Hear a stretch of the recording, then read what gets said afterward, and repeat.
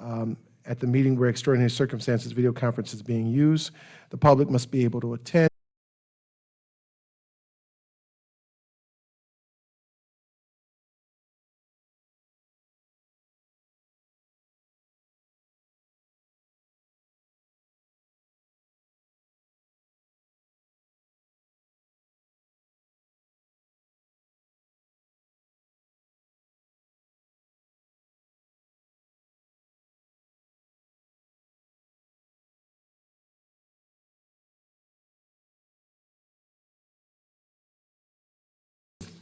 This is about the school use of facilities. As you know, we did a facilities use document that went to the board and was approved. We have a list of organizations that want to use our facilities, and I believe that you also have a legal opinion on the use of facilities. And I think that at this point, I'm not sure whether or not the policy that we have has been updated through Area 1. I know that this is the old language, so I think we need an updated Area 1 policy to check with them. And then we also, I know that the attorneys have specific things that they would like us to do. So I don't know where we're going to go with this policy at this point. So as you all recall, if you'll recall, there was conversation. We had some folks who basically kind of approached us and said, listen, we'd like to use your space. I think this came up at the last board meeting. And for the most part, we've had some folks say, I want to use the space for free. We don't want any of the fees that come along with it. Our concern is that, well, two things. Number one, legally, as the legal opinion kind of pointed out, so you can't just give away services. You can't just give away, things for free when the taxpayers are paying for it, right? And there's a cost when we are, people are swimming, or they could be using a classroom or using the auditorium. It causes us to have to take people off of their normal assignments to do something a little bit different, or to bring somebody in to handle whatever needs to be done. So that's opening the door, that's plowing sometimes, that's getting the fields ready, that's getting the setup done, things taken down. There's work to it. And we have right now 73 different groups that would like to use our space. I just, in preparation for our meeting tonight, I did check around with a number of places. Just wanted to see what other schools were doing, and also what, like our local college was doing. One of the groups that have asked for space from us, I know was with the college, and we found out that the college the charge was like $125 an hour, which is way less than what we were charging, way more, excuse me, than what we were charging. In fact, I got a whole list of all of the different things that were being done at the college, and I found that in most cases they were way higher. So I think that's why we got a plethora of folks now coming to the school district. But we would love to help and support our community. I just think, though, that we have to be careful about doing things for free. I don't know that we could sustain that at that level of 73 different organizations. And we've learned legally that that is not something we can do. Now, the legal opinion did say, like, you could trade some things out, right? You do this, and for us, and we do this for you. Like, there's some bartering that can be done, but it should not be viewed as a free process, basically. We also, with the cost structure that we have in place, so that structure, and Nancy, correct me if I'm wrong, comes from our Assistant Director of Business, Joe. He actually took from local school districts, he reached out to all of them and got, he shared with me that No, the fee structure that came from Appel Osborne as a guide. And then what we did is we did reach out to previously last year to other school districts to see what they were going to charge. And then we tried to come in the middle. We didn't want to be too excessive in our cost structure. Yeah. So, we have done some research to see what's out there, what's around, what are people charging. And there's a variety, right? We have some people who are right where we're at, some people higher than we are, and some people a little bit lower than where we are. And we also have people that we're hearing about that have just decided we can't sustain this anymore. We cannot continue to do it. So I know of at least one district who just has said no more because it's just too much for us to do, basically. So I'm not sure that we'll get to an answer tonight, but the purpose of having this on the agenda is just to kind of see where you're at, you know, because I know it did come up at the last board meeting, and to see what you'd like to do next, basically.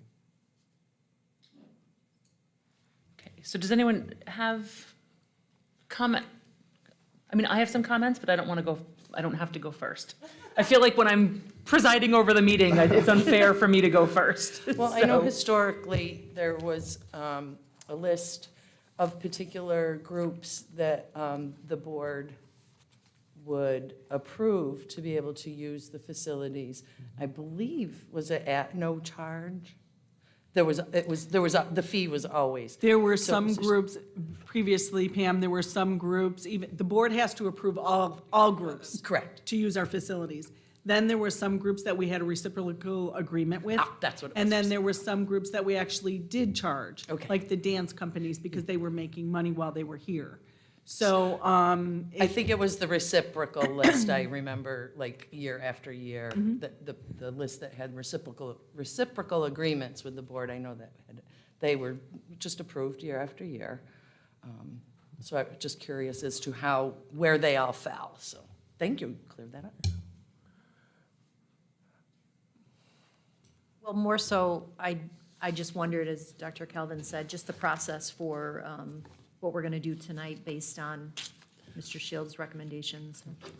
Matt, I'm wondering if maybe you want to have an additional conversation with the rest of the board to see what their thoughts are on it. And then we can come back and figure out what we want to do next. I think, and the only other thing, just so you know, I have also reached back out to the attorney to, you know, we had some questions about, you know, okay, so we had the first question about, you know, can we do it for free? And he's kind of said, hey, you're not really supposed to be doing that. But then we had some folks that we were concerned about who have asked to use space, and they're for-profit groups, right? So they're making a profit off of the school district. And, you know, I know in the legal opinion, he talked a little bit about how, you know, some of those districts have given funds back to some of those places have given, or agencies have given funds back to a district, like an in-kind gift or a certain amount of the profit. But I know that he's looking into that even further, our attorney. But there's definitely concern about using the school to make money, you know, for a group that is for profit, for sure. And we do have probably 4 or 5 groups that have reached out to us who have said, yeah, I mean, we make money off of this, and you know, it's cheaper for us to come to the school because it's, you know, yeah. And some of those groups would like the space to be free as well. Yeah, I mean, it was clearly in the attorney's information to us that we can't do that. If they're making a profit, we can't let them use the facilities for free. And that was like a percentage either could come back to the school or to a 501c3 organization. They could make a donation, I think is what it said. But yeah, it clearly said we can't allow a group making a profit to use our facilities for free. And it doesn't even sound right anyway.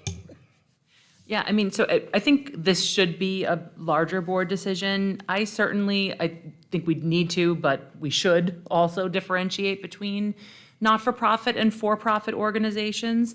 I also think it's a difference about the actual cost incurred to the school. So days of the week, time of day is going to matter a lot in terms of what the actual cost is. And so I don't know if like generally policies are going to be guidelines and you don't want to get so specific, but I think we should maybe lay out the parameters of board decision-making for what the cost would be. And again, in the absence of that, the city of Oswego doesn't have a community center. We're sort of functioning as the community center. But there is a cost that's incurred, but there's also a real benefit to having community organizations. So I think we can come to an agreement that would be reachable for some of the not-for-profit groups where like we heard from some of them last week, but, and we know that some of the groups are okay with paying because we're, less expensive than other alternatives. So I guess I'm comfortable with putting this on the agenda for our next board meeting to have a discussion about this. And That's good.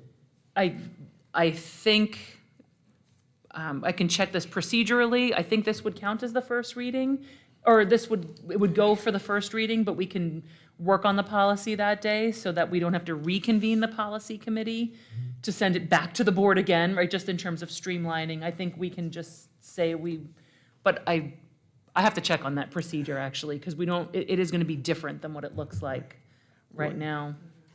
The facility usage and fee schedule. And if you don't want to send it forward as a first reading, I mean, you can just have a discussion first and then Okay. come back. We can talk about it again and then put in whatever we want on your policy and then Okay. send that as your first reading. Because I think our policy is vague in that we want to have the greatest possible use for community-wide activities, and it does not really set out any specifics. But, so this is really, the facilities usage and fee schedule is what the board, it's not a policy really, so No, the board it's not. can just vote on that. Right, so you have a policy, I think it was 3280, that separate from this, the actual document here that you have, they kind of just go together, right? Right. But that policy, again, if you want, we can just hold off on doing a first reading and just have a conversation with the board and then come back with the policy committee. We can draft something together based on what the board tells us, and then we can have a discussion with the policy committee and then kind of go from there. Does that Okay, make sense? yeah, because I think this policy should refer to this, and right Yes. now Would it we doesn't. Also want to reach out to Erie One, because the Yes. one we have is from 2014, last revision. so- Yeah, that makes sense. Excellent. Okay. All right, so we'll just put this one to the side. Okay. All right.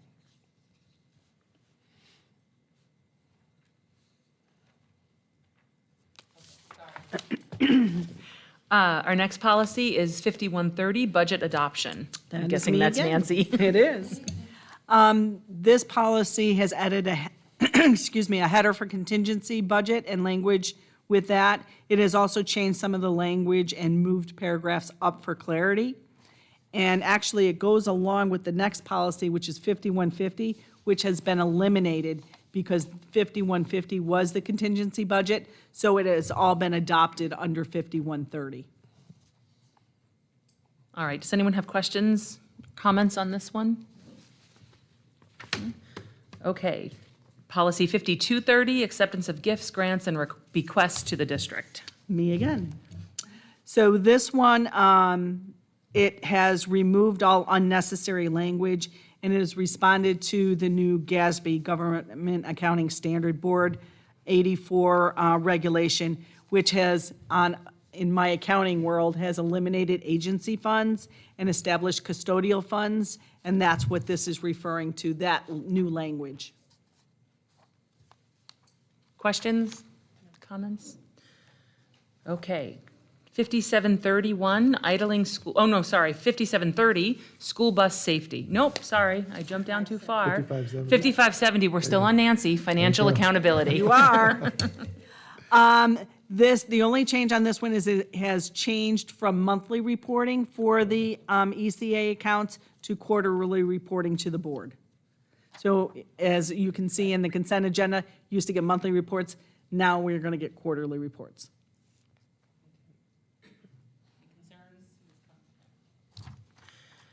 Okay, 5683, fire and emergency drills, bomb threats, and bus emergency drills.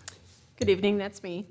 The primary changes that have been made to this policy are around specifically the emergency bus drills. There have been 3 updates specifically, a change in language in training students or guiding students that when they exit the bus and cross the street, they need to advance 15 feet instead of in front of the bus instead of the previous 10 feet. That during bus drills, students must also be given proper training on adjusting their seatbelts. And then there have been a couple of language changes to better align with policy. And those changes in language have to do with guiding students on specific weather hazards and other vehicular hazards during their training. Any questions? Okay, 5730, school bus safety. That is me. What they've done is they've revised this policy for consistency with law, excuse me, and they also have kept the language for electronic devices fluid because of the changes. So that's what they've done with this policy. That makes sense. All right, if there are no questions, we'll go to 5731, idling school buses. That is me. And the change is that rather than waiting for all buses to arrive before loading and unloading, individual buses will be promptly loaded and unloaded to minimize idling. Okay, any questions on that one? All right, 5740, qualifications of bus drivers. This one is me as well.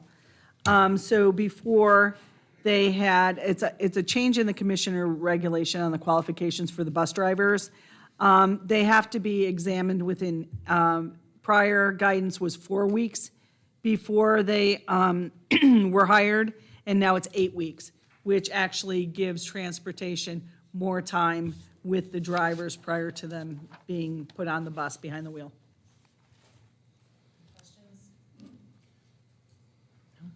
Thank you, Nancy. You're welcome. 6140, employee medical examination. That one's me. This one was revised to reflect the changes of the Commissioner's regulations with regards to the qualification of bus drivers, including the requirement that school bus drivers be examined within 8 weeks, which is an increase from the previous requirement of 4 weeks prior to the beginning of their service in the district. The other revisions were made for clarity and consistency purposes. Okay. Any questions? I think that one just matches to meet the one before it. Okay. 7552, student gender identity. That's me. There are 2 primary changes to this policy having to do with acceptable documentation for a legal name change. The language has been changed from other documentation to specify other government-issued document or court-issued documentation of a name change, and that change is in connection with passing of Senate Bill S708. The other change to the policy has to do with records retention. It was previously stated that a district would retain the original legal name of a student for specific records such as state assessment scores, et cetera.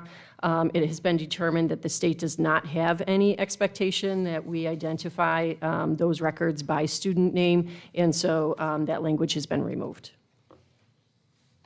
Okay, any questions? Okay, 7540, suicide. Okay, teacher voice. Click your button. There you go. Is it on? Okay, perfect. Good evening. This policy is a revision actually for clarity and consistency with a few additions. First and foremost, addition of suggested members of the district's crisis intervention team. Another addition is adding language on what district staff would do when becoming aware of a student exhibiting a potential suicidal behavior or intention to engage in self-harm. Addition of the 988 hotline that went live in July, the National Suicide Prevention Hotline, and the professional learning and development section within the policy. Okay, questions? No? Okay. Policy 8110, curriculum development, resources, and evaluations. Good evening, that's me. This policy pertains to the curriculum development resources and evaluation. The policy states that New York State Ed and the Board of Regents develops and creates the learning standards for all students. The policy goes into definitions of curriculum, instruction, and state standards. The policy also states that district curriculum will align with the state learning standards, that instructional staff will initiate curriculum development and improvement, that there are many resources that the instructional staff and the district can choose when developing curriculum, And then finally, this policy goes on to explain about the ongoing evaluation of curriculum development improvement, and then that it's cyclical in its nature. Okay, any questions on this one? All right, you have the next one as well, I believe. So this is on library, our textbooks, library materials, and other instructional materials. Yes, I do have the next one. On 8320, it's about the selection of quality print and non-print instructional materials, non-print referring to digital materials as well, that the materials reflect the New York State learning standards, reflect different viewpoints, and meet the various needs and interests of staff and students. This does pertain to textbooks, library materials. This policy also talks about meeting the accessibility standards for all students. And then there is a section in this policy that talks about calculator selection, that if a district were to utilize calculators for student learning, that students are not responsible for purchasing the calculators. Okay, and I think that is a change for us, correct? Okay. Yeah. Brand new All policy. right. Okay, thank you. So policy 8330 is objection to instructional materials and controversial issues. I have that one as well. That policy pertains to that district community members are able to voice concerns and objectives about instructional materials and discussion of controversial issues.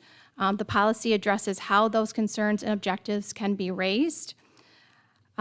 The policy talks about that the Board of Education and the district and its designees select or work to align curriculum and select textbooks, such as in the former policy with library materials, textbooks, and calculators.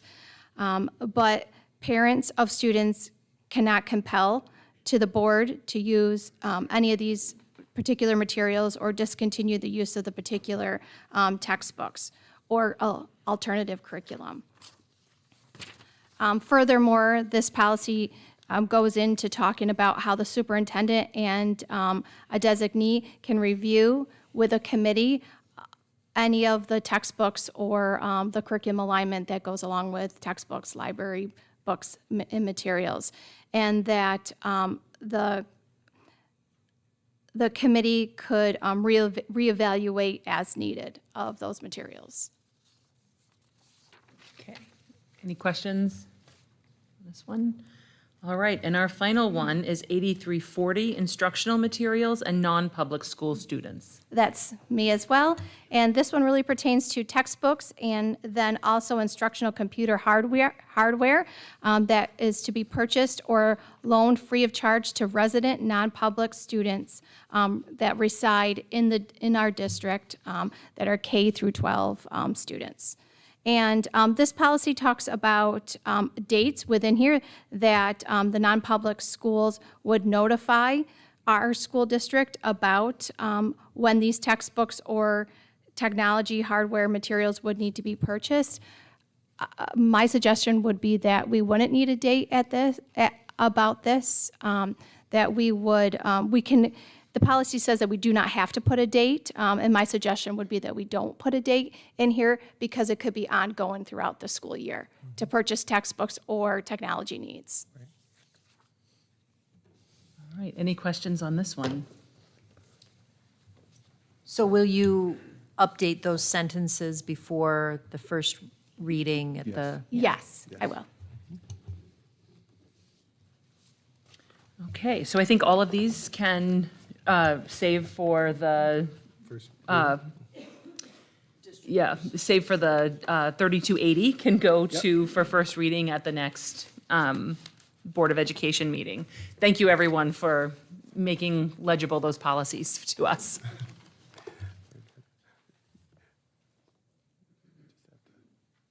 End the meeting? All right, can I have a motion to adjourn? Motion to adjourn our policy committee meeting? Pam, you want to second it? I'll second it. Okay. All in favor? Aye. Okay, we are adjourned. Thank you. We've got 2 minutes. Okay.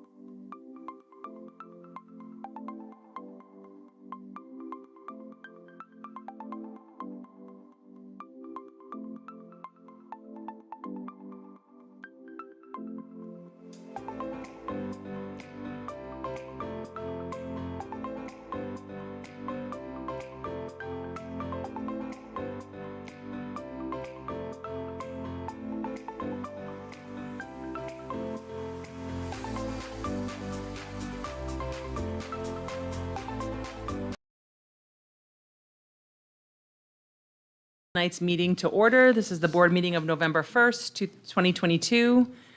Tom Chiappa. Here. Dave Crisafulli. Here. Pamela Dowd. Here. Jim McKenzie. Here. Sean Unmacht. Here. Heidi Sweeney. Here. Maura Dempsey is not here yet. She won't be. She's ill tonight. Oh, okay. And Lisa Glidden is here. Can we please stand for the Pledge of Allegiance?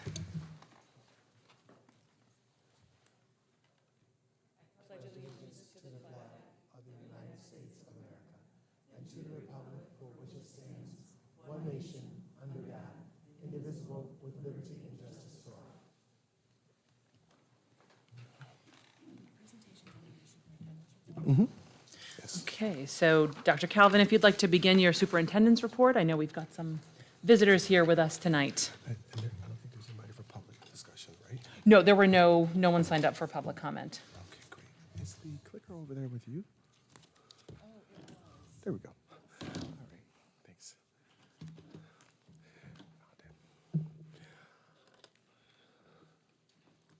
All right. Good evening, board. Great to see everybody back. We're going to go ahead and get started with our report. I think to start us out tonight, I would like to highlight one of our programs. At our last board meeting, the New York State School Boards Association was here to highlight this program and to congratulate the board and the entire community on this program, Focus Forward. And so here we have tonight, some of our folks are going to come up and share with us. Just maybe we want to just start by giving her a round of applause. This wonderful lady, I'll let her introduce herself tonight. It's all good.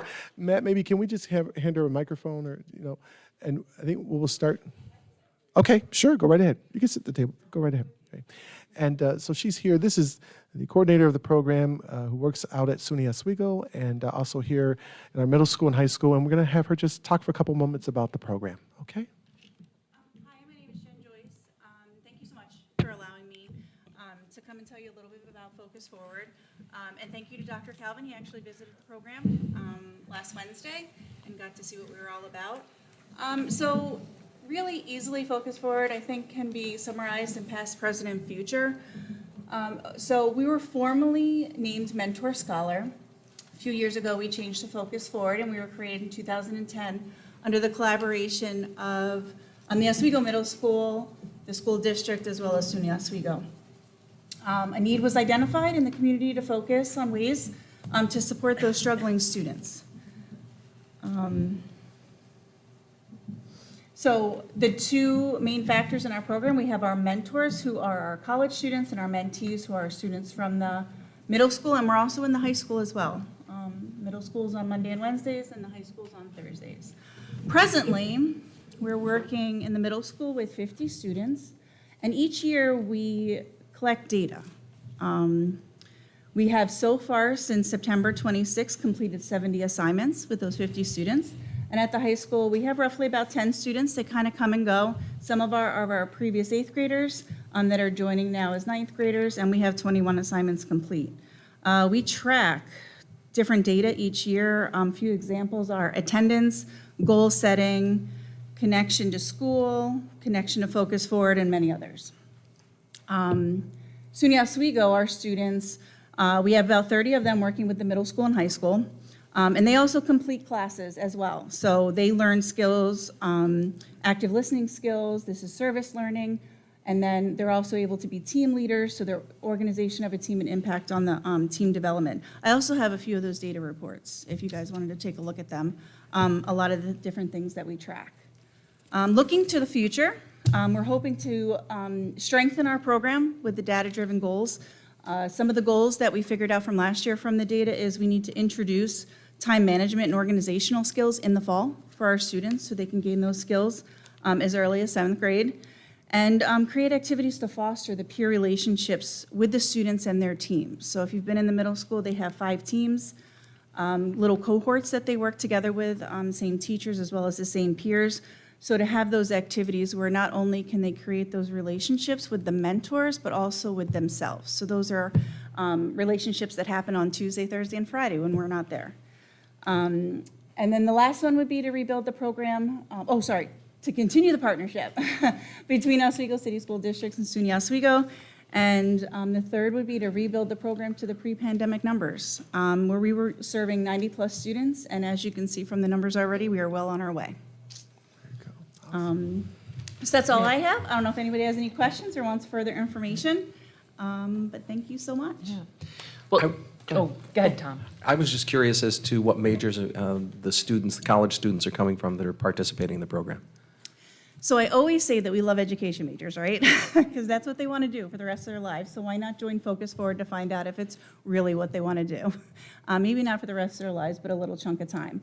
But ironically, we have a lot of zoology majors that join Focus Forward, and the students in the community love that there is zoology at SUNY Oswego, and they want to know all about it.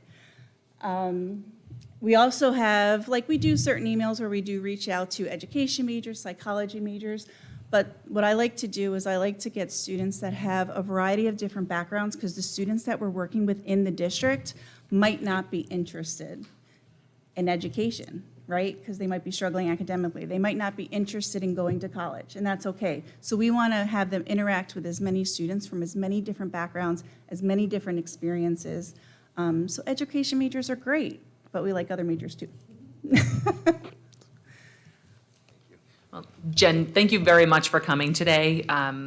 You know, they say that the Board of Education takes like a 50,000-foot view, and we're the ones who got the award last week, but you're all the ones who do the work.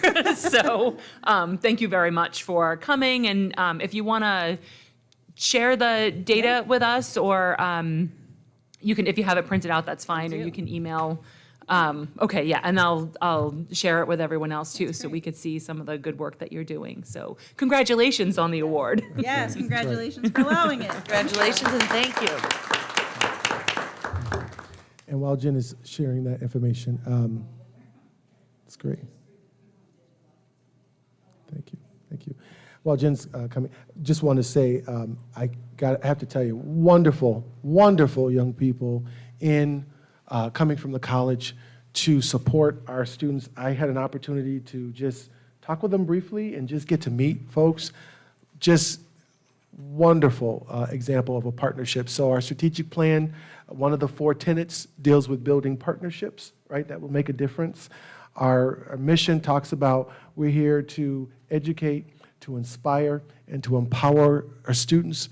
This program does help with the education process. It definitely inspires our students, and it empowers them by giving them skills that maybe they may not have had before, interacting with some of these young mentors who are really doing a great job. So I want to personally say thank you. Thank you so much for your efforts, for your energies. So much appreciated. And also thank you for the nice bag you gave me last week too. That was great. But it's all good. Thank you. Can we give her another round of applause? Thank you so much. We appreciate it. Want to just share a little bit. Last week we had a great honor. The Micron company launched kind of in the central New York area. There are a lot of folks who came together. We got an invitation about a week ago from the CEO, first to attend an education symposium or get-together, and then shortly thereafter, he wrote back to several superintendents from the area and said, hey, would you like to be our special guest? And the speaker is going to be the President of the United States. I thought it was a joke at first, but I really did. And so I wasn't sure, but once I realized it was a real invitation, yes, I'll go. So myself and several of my colleagues from the region, we were able to go up to see the president last week and to hear from the CEO of Micron. And I would say it was a really great get-together. We learned a lot about how they really want to partner with schools throughout the central New York area. You know, they have made some major investments. They've already said, hey, this is what we're going to do. The Science Center in Syracuse, they have a nice gift that they've given to them. They have dedicated themselves to creating clean labs throughout central New York, but definitely at OCC there will be a nice clean lab program that they're putting in. They like to see students from all over central New York come and be a part of that programming. They talked about 50,000 jobs for the region. 1,500 are for veterans. They have some of those jobs already kind of situated for people who are coming along with them to the company, but it's some great opportunities that are opening up. Partnerships with OCC, Syracuse University, and they'd like to really partner with school districts around STEAM and STEM learning. And so I have to say, I think the company has done a great job with trying to reach out to school districts and just trying to connect before they even get here. And it was, I would say the day was a very remarkable day, very exciting, and it was a pleasure to go and be, to receive an invitation to be amongst all these folks. Really great, and it was a pleasure to represent Oswego City Schools. So I just wanted to share that, okay? We're going to shift gears now. We have Tom Zuber, who is with us. He is one of our auditors here. He's a partner for Mingo, Metzer, and Barr. And tonight he's just going to come and share results from our audit. Okay. Tom, the floor is yours. Great, thank you. So I'm pleased to be here tonight and just talk a little bit about the basic financial statements. So we've completed the audit of the basic financial statements for the school district. In fact, we met a few weeks ago with the audit committee back on October 3rd and reviewed the draft financial statements and related internal control communications. And we did have a very nice discussion with the audit committee. We spent some time reviewing the statements. We talked about year-over-year variances. We talked about reserve accounts. We talked about fund balance. And we also talked about internal controls and checks and balances. So we had a very good discussion with the audit committee. And, you know, the school district, like all school districts in New York State, continue to face challenges. You know, obviously, state aid uncertainty is certainly a challenge. You know, inflation has really become a challenge as of late. Property tax cap, employee benefits, pandemic-related issues. So certainly, there have been some challenges that have been out there. And as you know, the school district did receive some federal stimulus funds as part of the bailout, we'll say, of some of the economic challenges. And you know, in addition to receiving those dollars, the district was able to spend some of those dollars in your special aid fund, in some of the programs. And you know, at the end of the year, the district continues to be in good financial position. When we look at how school districts are facing these challenges and looking at their financial condition, we really look at the reserves and fund balance, and at the end of the year, the district continues to be in good financial condition. You ended the year with a positive fund balance, and you were able to look at the different reserves that the school district has, and you were able to fund some of those reserves from some of your available surplus. So again, you ended the year in very good financial position. Just a quick summary of some of the reserves that you do have outstanding or out there. Again, some very positive reserves. One of the things to note is your school lunch program. That program was a program that faced challenges in the past. And again, part of the stimulus funding was some adjustments to the rates that were reimbursed to school districts, you know, 100% free meals to all of the students. So that'll be a program that you'll want to continue to monitor because, you know, with the cost of food and with the benefits out there, that can continue to be a challenge. So this is an example of where we received some federal stimulus money, and in the year you received the money, the program looked really strong, right? But what's going to happen over the next 2 or 3 years? So just certainly an area to continue to monitor. As far as the general fund goes, you were also able to allocate some of those dollars. You ended the year with a positive budgetary surplus of a little over $4.2 million. And as you know, you're not appropriating fund balance and reserves to balance your budget. Okay, so you generated dollars from your budgetary savings as well as what you received in additional revenues above what you projected, and you were able to allocate those dollars into reserves. And in fact, you allocated some dollars in the different reserves, and again, very positive from the long-term financial planning. You did end the year right at that 4%, which is really where you want to be. when it comes to the long-term financial planning. So again, very positive. Again, on the revenue side, again, you generated a positive budgetary surplus of a little over $1.8 million. In other words, you collected about $1.8 million more than you had anticipated.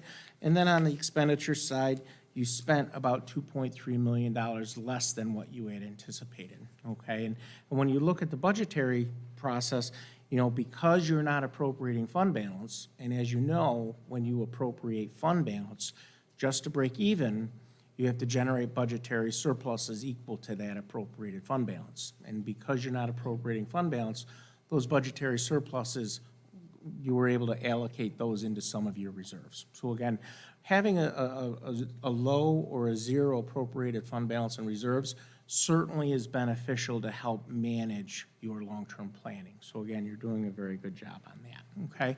So again, that was a quick discussion of the financial statements.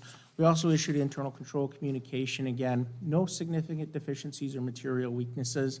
That's very positive. A few minor procedural recommendations that we're making to enhance the checks and balances. The district will provide a corrective action to these items, which will be approved and submitted to the board or to the state as part of the corrective action process. But again, as we go through the audit process, we do interview and we document the different internal controls and checks and balances.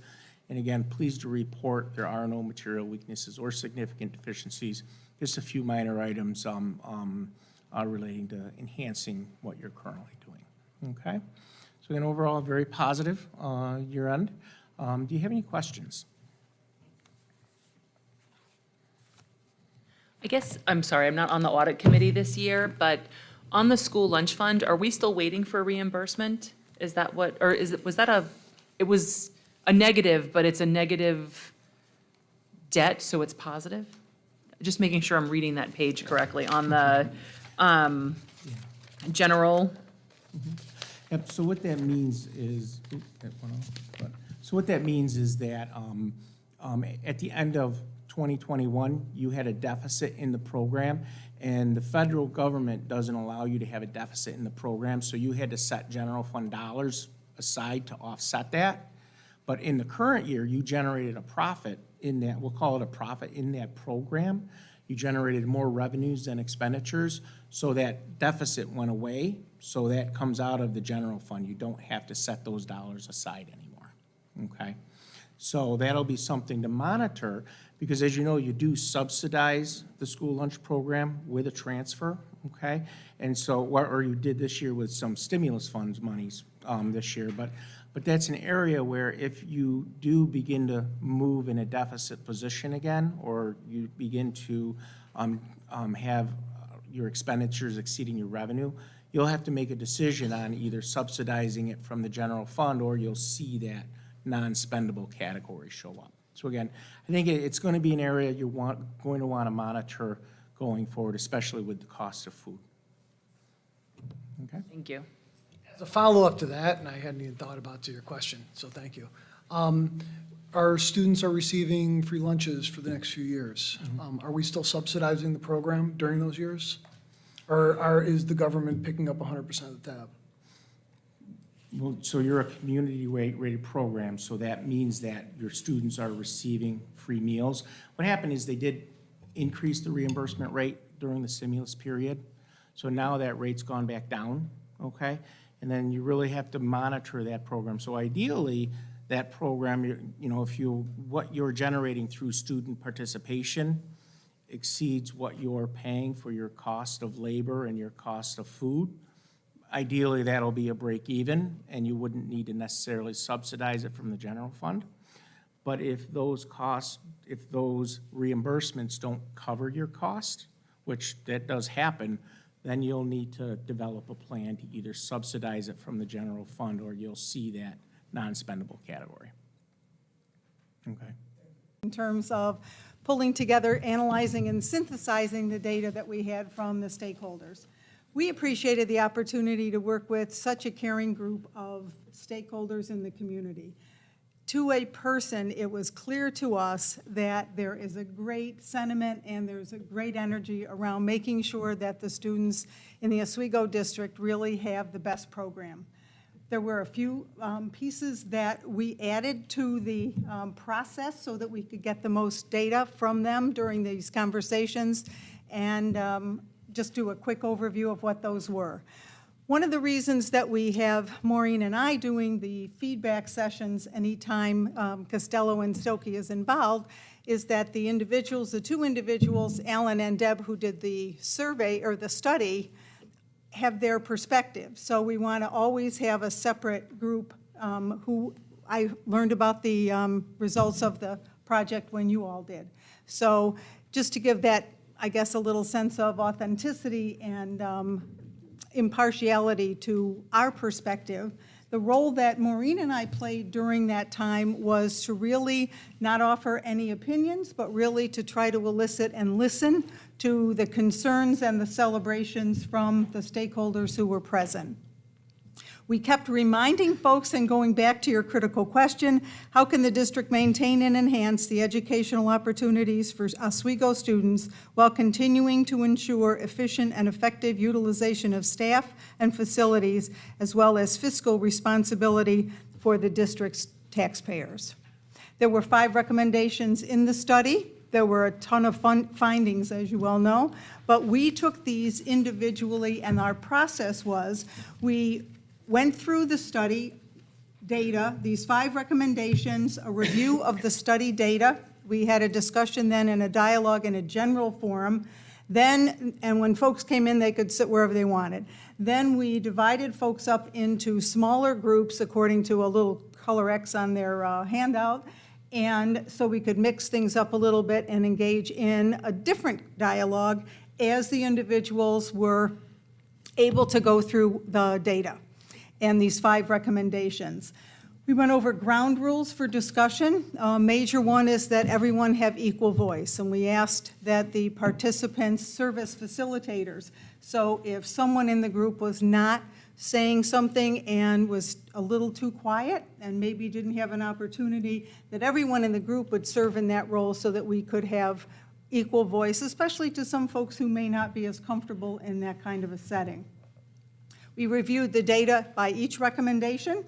Then Maureen and I recorded the questions and considerations for each of those recommendations. Then if you're educators, you know all about this, we did a gallery walk, which means that we had, each of those teams had 5 individual posters with 1 recommendation on each one. That group then, a different group, went ahead and filled out what their concerns were and their questions were. We put those all on the tables. The cafeteria worked out great. We put those all on the tables, and as a team, each of those groups went around and added to what they saw the other groups indicating. Oh, I didn't think of that, or oh, yes, we included that, that kind of thing. We then took those at the end, and again, we have compiled those, and those were the results from each of these options, I guess, or parts of the presentation. You saw that they kind of fell into very similar sorts of categories. And one of the things that we reminded the group was that, and we had actual slides that showed the transparency of the district in terms of where you post the reports and where you post the data, and that there are board minutes that have addressed some of these things. Many of the individuals were not aware of that. So we encouraged them to not only check your website, but also to attend and or read the board minutes so they could see, for instance, one of the biggies was, well, the data hasn't been updated. Well, we reminded them that the study was done in the spring. Current data is updated by the district on an ongoing basis. So those pieces have happened. They would not necessarily have been in the report that they received a copy of. So class size came up as an issue. If you're looking at recommendation 1,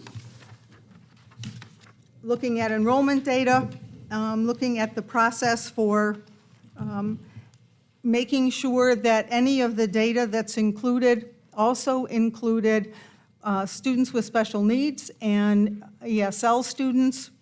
Also looking at the number of homeschool students. One of the questions, why are we seeing an increase in homeschool students in the district? Was that just COVID-related, or is that other-related? Just a second here.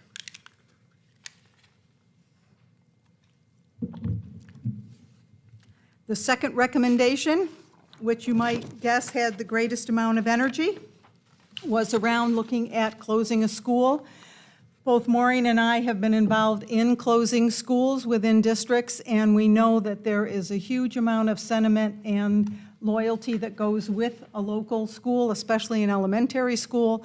So we were very sensitive to not only individuals looking for what's the clear rationale, but also making sure we tried to capture as much of their sentiment and their emotion around that closing. The big question, Layton's come up before. Why is that coming up again?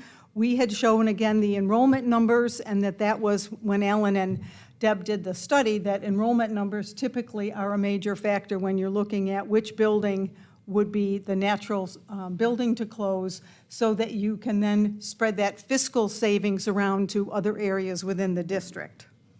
Folks asked about the overall vision that the board and the superintendent have in terms of where do we want to see things in the district. We kept bringing them back to that critical question. So what are we doing to make sure we have the fiscal means to be able to support the best program for all students within the district? Then folks were very concerned about some of the procedural issues that would come if the board does decide that closing a school is what is going to happen. We also reminded folks that we were all in a collaborative role during that focus group session, and that the board clearly is the body that will make that decision and how you will move forward. The how you will move forward, if this is decided, included things like busing. How are you going to move staff from different buildings? How are you going to move students to different buildings? What other configurations were maybe considered?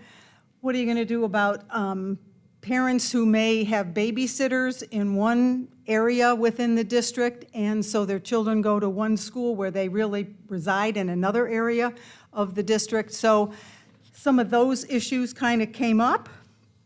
Again, the notion of what's going to happen with the UPK programs, and homeschooling did come up again.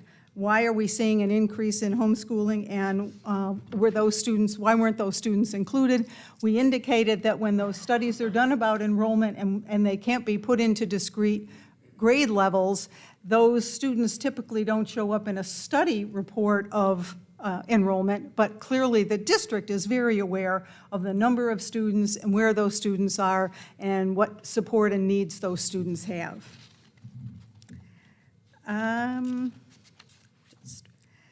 When we looked at recommendation 3, that was to convene a facilities planning group, and they were very much obviously in favor of wanting to see that facilities group happen. They were interested in seeing the actual configuration. We talked about the BCS, we talked about looking at room utilization. They wanted to have access and to be able to see how are buildings being used right now, what is the space availability, and what that might really look like. That we try to also say, all right, that's once a decision may be made in terms of how some of that space utilization would be configured, and how the board would, with input from professionals and the architects and whatever, how would those decisions be made about what actual students would be in which buildings. Recommendation 4, engage the community and architect in the planning of facilities. And again, we looked at the BCS in terms of what are the capital projects that the district is engaged in, what is in the plans for the future, and how can any new changes within the configuration in the district provide more resources for capital projects, again, to benefit all students within the Oswego district. The 5th was to consider the fiscal implications. You had questions, and it was great to hear the audit. And you looked, and the study indicated that you're also in very good shape. You make some very clear and wise decisions about fiscal and being fiscally responsible for how you are educating all students. They did ask questions about, okay, if the stimulus money goes away, what's that mean? What are we going to do if the pilot keeps decreasing? And then we know those things occur. And if enrollment keeps decreasing, what impact is that going to have on my taxes? So they were in favor, obviously, of having that committee. Most want to volunteer, just saying. They would love to continue to be involved and continue to meet, to come over and look at what are some of the ideas that the board has.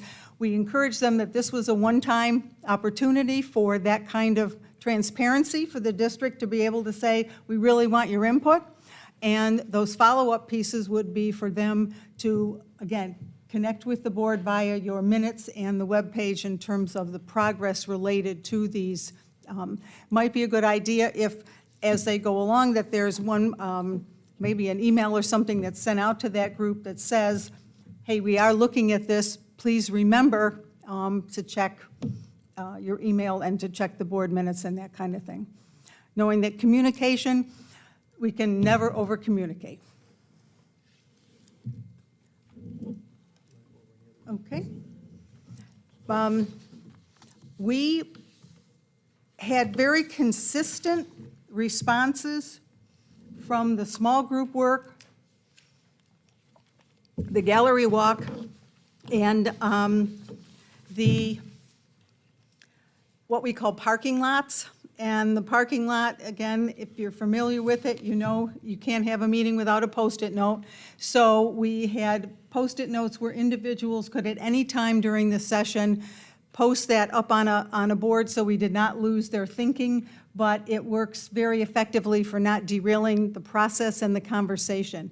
So there was, as you might guess, a great alignment with, and you have the parking lot and you have the options from the actual, that gallery walk and those posters. And there were also verbal comments. You did get a lot of thank yous from the participants for the opportunity to participate and have their voice heard. They were pretty good on the breakfast and lunch, too. So that was a big hit. So good going. As you see, the enrollment homeschool increases. They're looking, again, support for students with special needs and especially SEL types of opportunities right now, given normal circumstances, but then also given in response to COVID and the pandemic. And we've all heard of the increase in terms of needing mental health support for students, which it sounds very much like you're attending to already. Class sizes, that babysitting thing that I mentioned, looking at will we continue to have grant programs and grant funding, and I know your district's very involved in pursuing those grant opportunities and gearing that to make sure that all students have equal access and equal opportunity to educational programs. Okay, virtual learning. Okay, I think we're ready to go. Okay. We have one more. Is that all ours? Okay, topics to consider. So this is where we really saw that connection between what folks were saying in their first small group, their second small group, the gallery walk, two parking lot opportunities, and verbal comments at the end. Again, class size, and we said that those data are available. We can look at, or excuse me, the enrollment data is available. Class size data would be coming when you saw what classrooms would be open in which buildings. There was confusion that we had to help with a little bit, that some folks thought that if you were closing Layton, then if I teach third grade, I'm going to have 14 of the children from Layton added to my 24 children in my classroom. So how is that helping students learn? So we had to say that no, there will be opportunities to look at how do we create class sizes that match, but we may increase in one building, and that's where we got into the building configuration and classroom availability. Finance, the focus group for community, again, they love that. There's a history of redistricting, and I think I mentioned that Layton keeps coming up, and folks wanted to know why does Layton keep coming up, and we said around the space. Revision in the focus questions, I think that really, that kind of is a little snapshot. Questions? So, is that on there? Are you there? Okay. So, first of all, again, I want to say to all of our focus group participants, thank you. Thank you for coming. Thank you for spending a full, from 8:30, some of these folks were here at 8 o'clock, some at 7:45, up until, later into the afternoon there, 12:30, 1 o'clock-ish. They were there sharing their feedback, giving us what they think. And I want to personally say thank you, because you didn't have to take the time out to do it, so I do appreciate them doing that. The gallery walk information, the posters there. So, Board, you have copies of that. I believe I sent it out to you all the information that we got from the focus group. All of that information is already posted on our website. The video of what happened that day is posted to our website, so anybody can see exactly what happened. These slides here are also there. So if anyone wants to see that, that's there. We had some questions that also, as Dr. Gilmore was talking about, that came up about class size, about data, about enrollment, a number of topics. There were some questions. So we have a Q&A document that is on our website that you can go right to the website and you can find that. Actually, when you go to the district's website, there's a gray bar at the top, and it has 4-part comprehensive study. You can click right on it, and you should be able to see a copy of all of the studies, the PowerPoints that we've been using. You'll find the Q&A document that's there. So if there's anything that you want, and then you can go to our WBUC YouTube page, and you can find all the videos, and you'll find the focus group stuff there, as well as what's been happening in our board meetings. So everything we have, we're posting it constantly to that site. As questions come in, we're updating it. And what we're going to do, because we had some questions that came from the focus group, our goal is to answer all the questions. So our goal is to, by Friday, we will get all those questions, and we will post answer to those questions on the Q&A page for everybody. So, and it'll specifically say focus group questions and answers. Does that make sense? So that people can get that information. Thank you, Dr. Gilmore. You can thank Dr. Patterson as well for us, and much appreciated. Anything else from the board before we move on? Okay. We wanted to just make sure that you knew that the responses that people gave, we wrote as verbatim as we could, little handwriting issues, but we wanted you to and then we wanted the focus group to realize that we were really taking their information. We were not editing or doing anything with those responses, so you have really all the general responses. Okay. Thank you. Thank you very much for your time. And I would like to piggyback and thank that focus group. They gave up more than 4 hours of a beautiful Saturday. Thank you so much. We all appreciate your input and your honesty in laying it all out there. I watched the first half. I did have to leave, but then I came back and watched the second half that was recorded. Again, thank you all, folks. We so appreciate your honesty and your commitment to this school district. They were great. Okay. Thank you. All right. Thank you very much. Okay. Okay. We're going to move on now. When we last talked, we talked a little bit about making sure that we came back to share some information with the board. And this evening, we certainly have a couple of items. One was the focus group. The second was around the building condition survey. So I'm going to invite these folks to come on up and join us. So we have 3 folks here from King & King. We're going to come and just talk a little bit about our building condition survey. Every 5 years, by law, we have to do a building condition survey to see what's the status, where we're at, and then what needs to be done. And that information needs to be turned into the state. And so before we get into making any decisions about what we need to do, I just felt it was important to bring you where we're at in terms of the building conditions. The folks are pretty much done with our 7 buildings. There's still work to be done, however.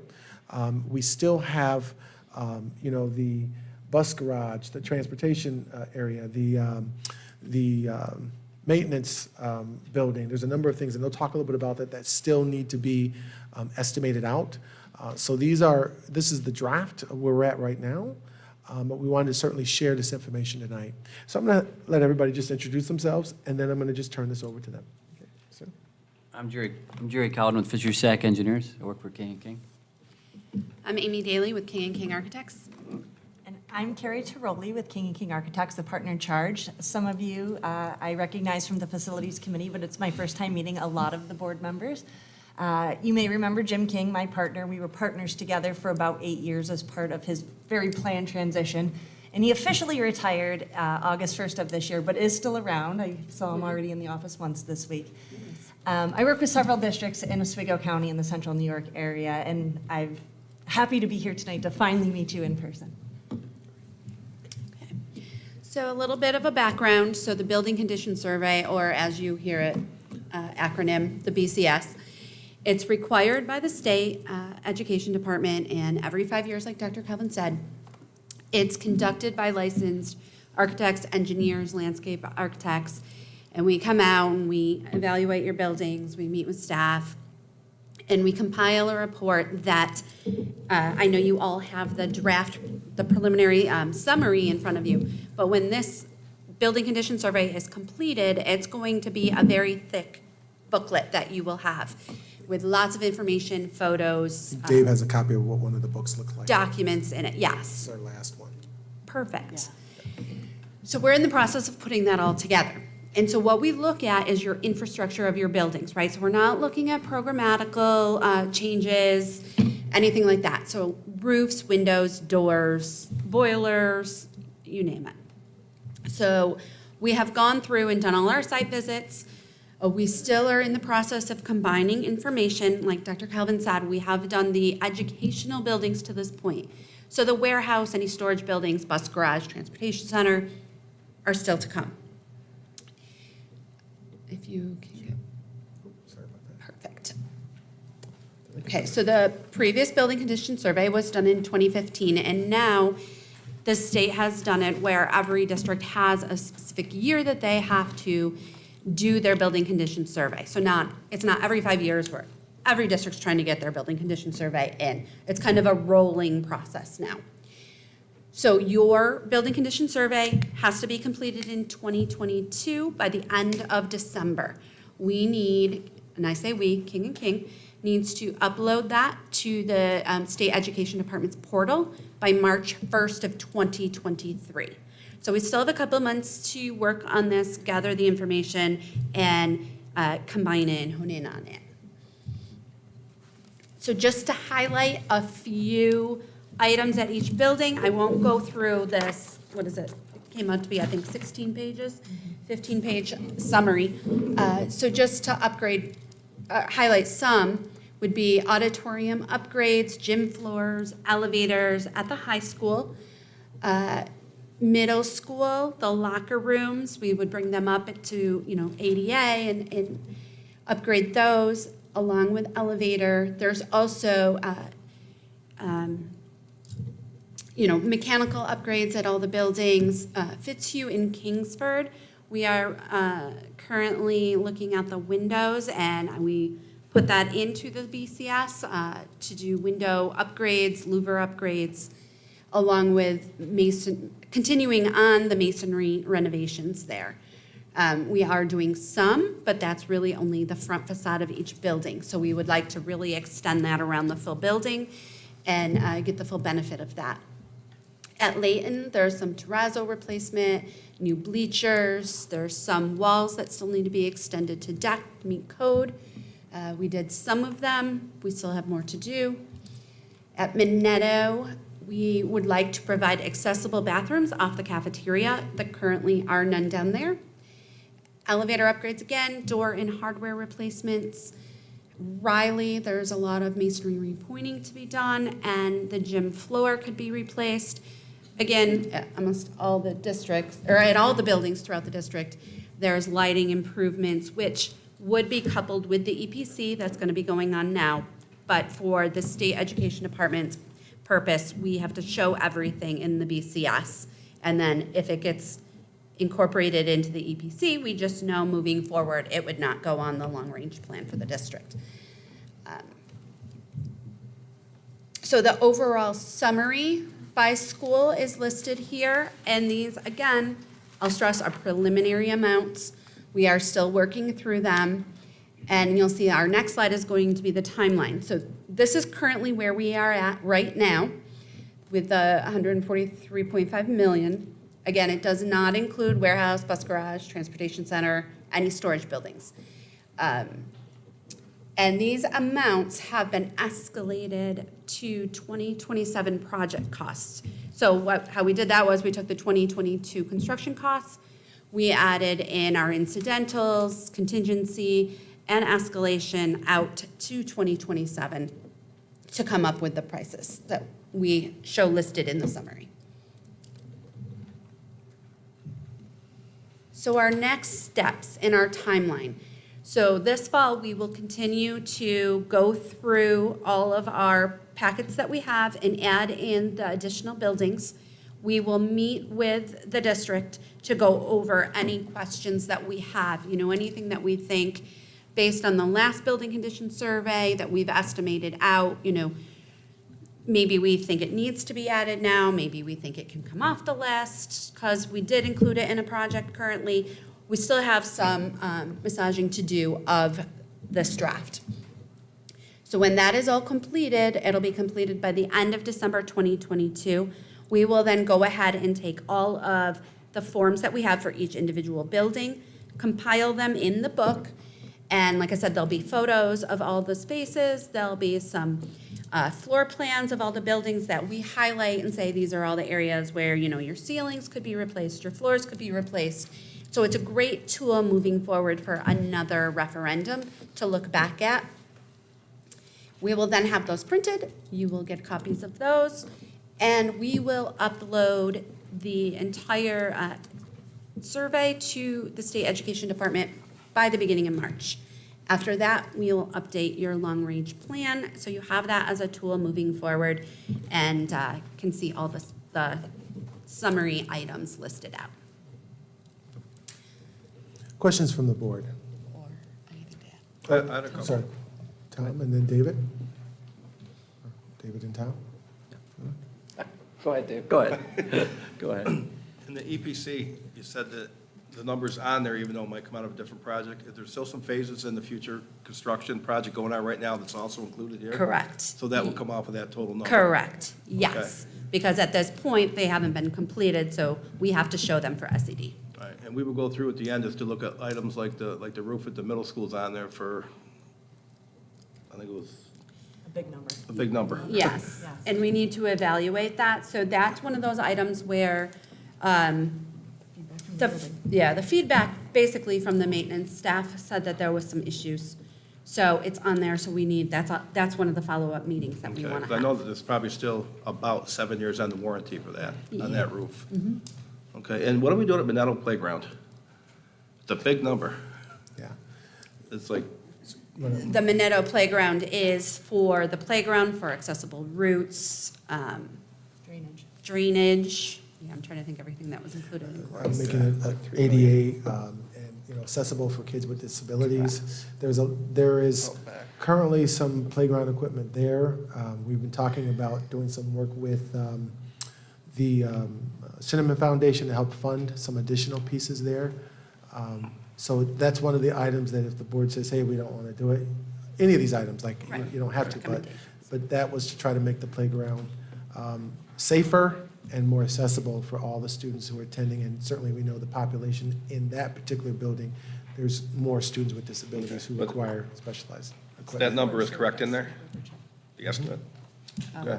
Yeah, that's true. Carrie just also pointed out, Dave, it's also the rubber surface, not the Okay. chips, All right, which makes, big difference. A big Accessible, difference in the yes. cost. Okay. But to make it as, the chips can be considered accessible, but we've all walked through those playground chips. If you have motor issues, you're in a chair, you want to be on the poured rubber surface. Okay. They definitely meet the letter of ADA, but they Correct. do not meet the spirit Correct. at all. They don't meet the spirit of ADA. And what partial roof are we doing at Riley? Is there, I thought that whole thing got redone at the same time. Riley is another one where there was some pretty good ponding going on the roof, drainage. So I could show you on a plan. No. Do you have one in your book? There are some areas that we have some concerns about drainage. Okay. Thank you. I think Tom had a question, and Pam? Well, somewhat similar to what Dave said, but also I was wondering what you were using, what factor you were using in escalation costs, projecting out, knowing that even the current capital project, at those numbers, we blew through those, I mean, they're escalating very rapidly. So what factor did you use? So we've used 5% compounded over 5 years. That is also a discussion point if the district feels that that may be on the lighter side as you see, projects that we currently have going out to bid. If you want that escalation bumped up, we could do that. But currently, we have 5% compounded for 5 years. Can we go back and look at the current capital project and look at that number in terms of what that factor has been? Yeah. It fluctuates by year. If Right. you went back 2-3 years ago, it was 4 or 5%. Right now, it's about 9. It depends on the specific, I think, building material or piece of equipment. Roofing has practically doubled in the Right. past 18 months. We expect that to come back down. So we could use any number that the board is comfortable with, projecting out 5 years, and truthfully, it's like putting on a blindfold and throwing a dart at the wall. I think what we would all recommend is, as we move forward with looking at future work, we take that specific scope of work and estimate that very tightly. Because everything has the same contingency put on it. Everything has the same amount of escalation put on it. And when you look at something that might be very cut and dry, that might not need a huge design contingency or a huge construction contingency, we could adjust that particular line item perhaps down or up, depending on what we're talking about. So when you're looking at the sheer number of items across all of these school and ancillary buildings, I think it's helpful to use the same factors. But moving forward, when we start to narrow down or talk about a specific building or specific scope of work, we can be, I think, maybe more thoughtful or detailed and in a specific set of markups. But if you want it bigger than 5, we certainly can adjust that before March 1st. No. Pam, you had a question there? I'm sorry. I did. I apologize. I've been coming to board meetings in that audience for many, many moons and just sitting here this is going on year 3. I totally recall windows being done at Fitzhugh and Kingsford in the past. How long ago was that we're doing them again? It was about 22 years ago. I was going to say about 20, so yeah. And the expected useful life for a window like that would have been about 20 years. So, I was just kind of checking that it was the Yeah. right kind of lifespan there. and again, this is what the BCS wants, right? So the items that have numbers are items that you may need to replace in the next 5 years. There may be items in the $143 million that with proper maintenance and a little bit of good luck are going to last you 10 years, not 5 years. But you're doing your due diligence to tell the state and your community that these are the items that we should be paying attention to in the next 0 to 5 years. And just, the window situation is one that we're definitely concerned about. So I know the facilities group, we've been talking a lot about it. We have a temporary fix right now on some of the windows that we're working towards, which involves louvers. But we know doing that work is just to get us through for right now until we can get those windows replaced. Significant amount of damage has occurred to the building because water's just been leaking into the, Fitzhugh Park, Kingsford. You walk into the principal's offices and they have walls that have bubbled. And so we have a temporary fix in right now, but in the near future, one of those items that we definitely need to think about. It's very costly. But it's about maintaining and protecting the work that we've already done, the investment, and then just keeping people safe and healthy in the buildings, right? It's tough. It will be costly, but to not address things, the cost gets That's right. 10 times, 20 times more The to longer then you push wait. it down the road for a few years, and then it's that much worse, so.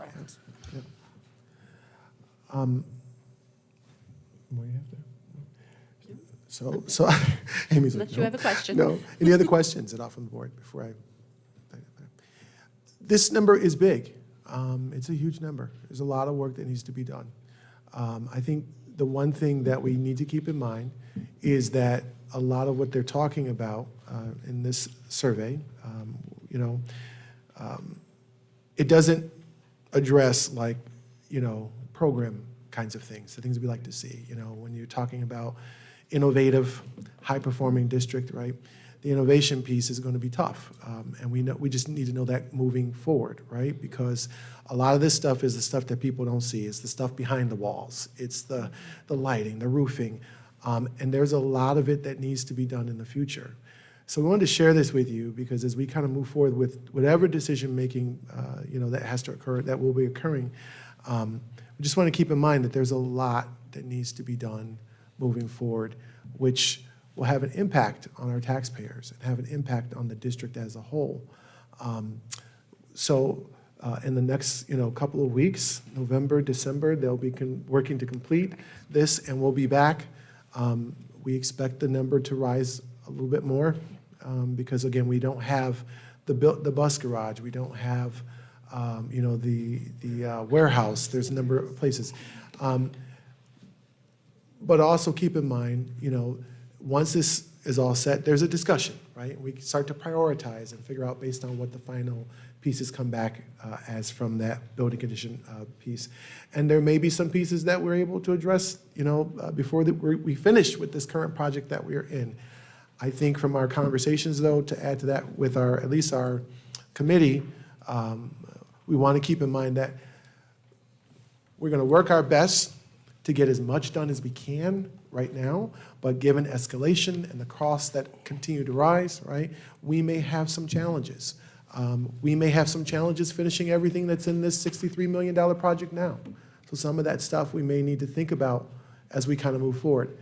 The one thing that we do know, the longer things wait to get fixed, as Pam just kind of highlighted, the more it starts to cost us. As it waits 5 and 6 years out, it just begins to compound with our functioning as a district moving forward.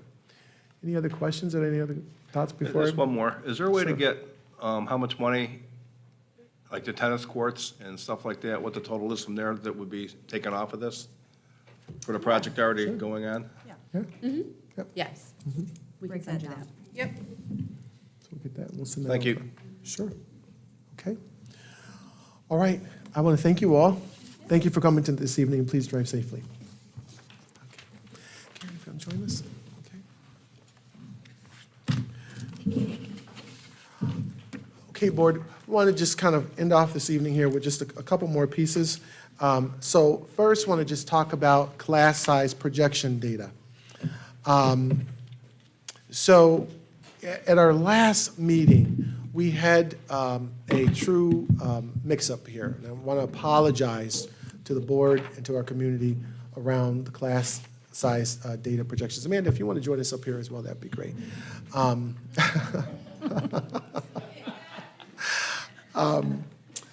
So we had an issue with rounding up.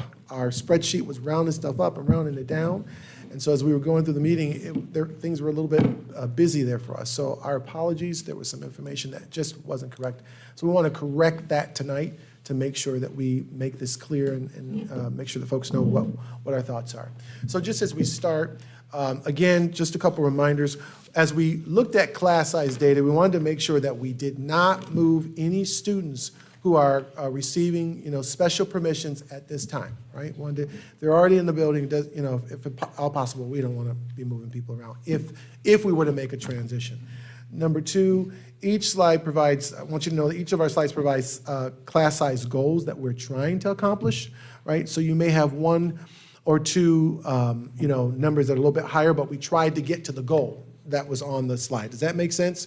So we may have 18 is the goal, but we may have a class, or one of the sections at 19. We may have a section that's at, 17, right? Up or down, give or take, basically. So we're trying to get as close to the goal as we possibly could.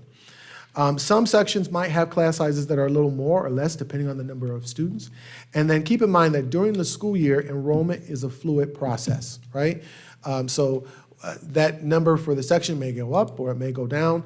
It depends on who comes in throughout the year. Things change all the time. Does that make sense to everybody? Okay, all right.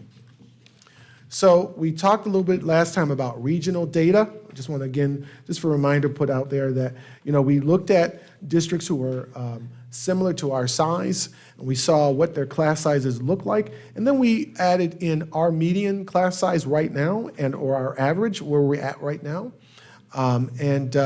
So some people have said to us, well, my class has more than that, or mine is lower than that, or, so we took the average, we took the median, okay? We didn't put every single classroom up on this, but here is our median and our average compared to several of our other districts that are from the area or in the region, basically. Some of the districts, APW, Phoenix, Hannibal, Pulaski, Sandy Creek, some of them have lower class sizes, or they might have a higher than the norm class size. Just keeping in mind that, when we talk with the superintendents, they share with us that isn't, no one has set a goal. Actually, it's kind of interesting when we talk to all of the superintendents, no one has set a goal. What they have set is a standard that says, hey, no higher than 25. You'll see that in most of the teacher contracts, basically. But I'm not sure that we didn't hear anybody say, this is what we set as our goal, basically. But some of these districts, what you see is just the result of the enrollment that comes in. Some of them are smaller, and so whomever they get in their sections, like that's how their class sizes ended up this way this year, basically. So a couple scenarios, we'll go back through them again tonight. The first scenario that was projected here, the class size was based on, what we tried to do here was, the goal was for K, 18 students per section, for grades 1 through 2, 20 students per section, and grades 3 through 6, 23 students per section. So Carrie, you want to go over scenario 1? Sure. So just to go back as to what happened at the last board meeting, Excel is a wonderful tool to be able to use, and of course I put formulas in there and work with conditional formatting as well with the cells. So when we're referring to people in this scenario, Excel doesn't always like that, right? Because they round either up or it rounds down the program. So what we really took a look at with representing you this data is that to realize that we are working with people here. So if Excel wanted us to round down and say the number was 2.3 sections, we really needed to round up in that case. So what we have here for you, and again, this is projected enrollments for next year. This is data based off of mid-September enrollment counts that we have. And so even at this point, some of this enrollment is different. Obviously, as we get closer to that next school year, and then even as we look over the summer next year, class sizes and class sections are determined really over what our enrollment looks like as we get closer to the upcoming school year. So in this scenario 1, which was presented last time, as Dr. Calvin said, he went over the different various section sizes for each grade level. What you'll see on here is listed the number of students. So as an example, if we look at Riley Kindergarten, there's 68 students. And again, that's an estimated number. That's the projected live enrollment, live birth data that we were presented with. There, out of 68 students, when you look at having 18 students in a section, that would be 4 sections. And then when you figure that out, when you take 68 divided by 18, you get the 4 sections. There is 17 students per section. So that's how to read this information. When you look at Riley grade 2, you see a highlighted number there. There's 81 students as an example, 4 sections, because for second grade, we're looking at 20 students per section. And on average, there's about 20 to 21 students per section. So that's been highlighted to know that we are a little bit over.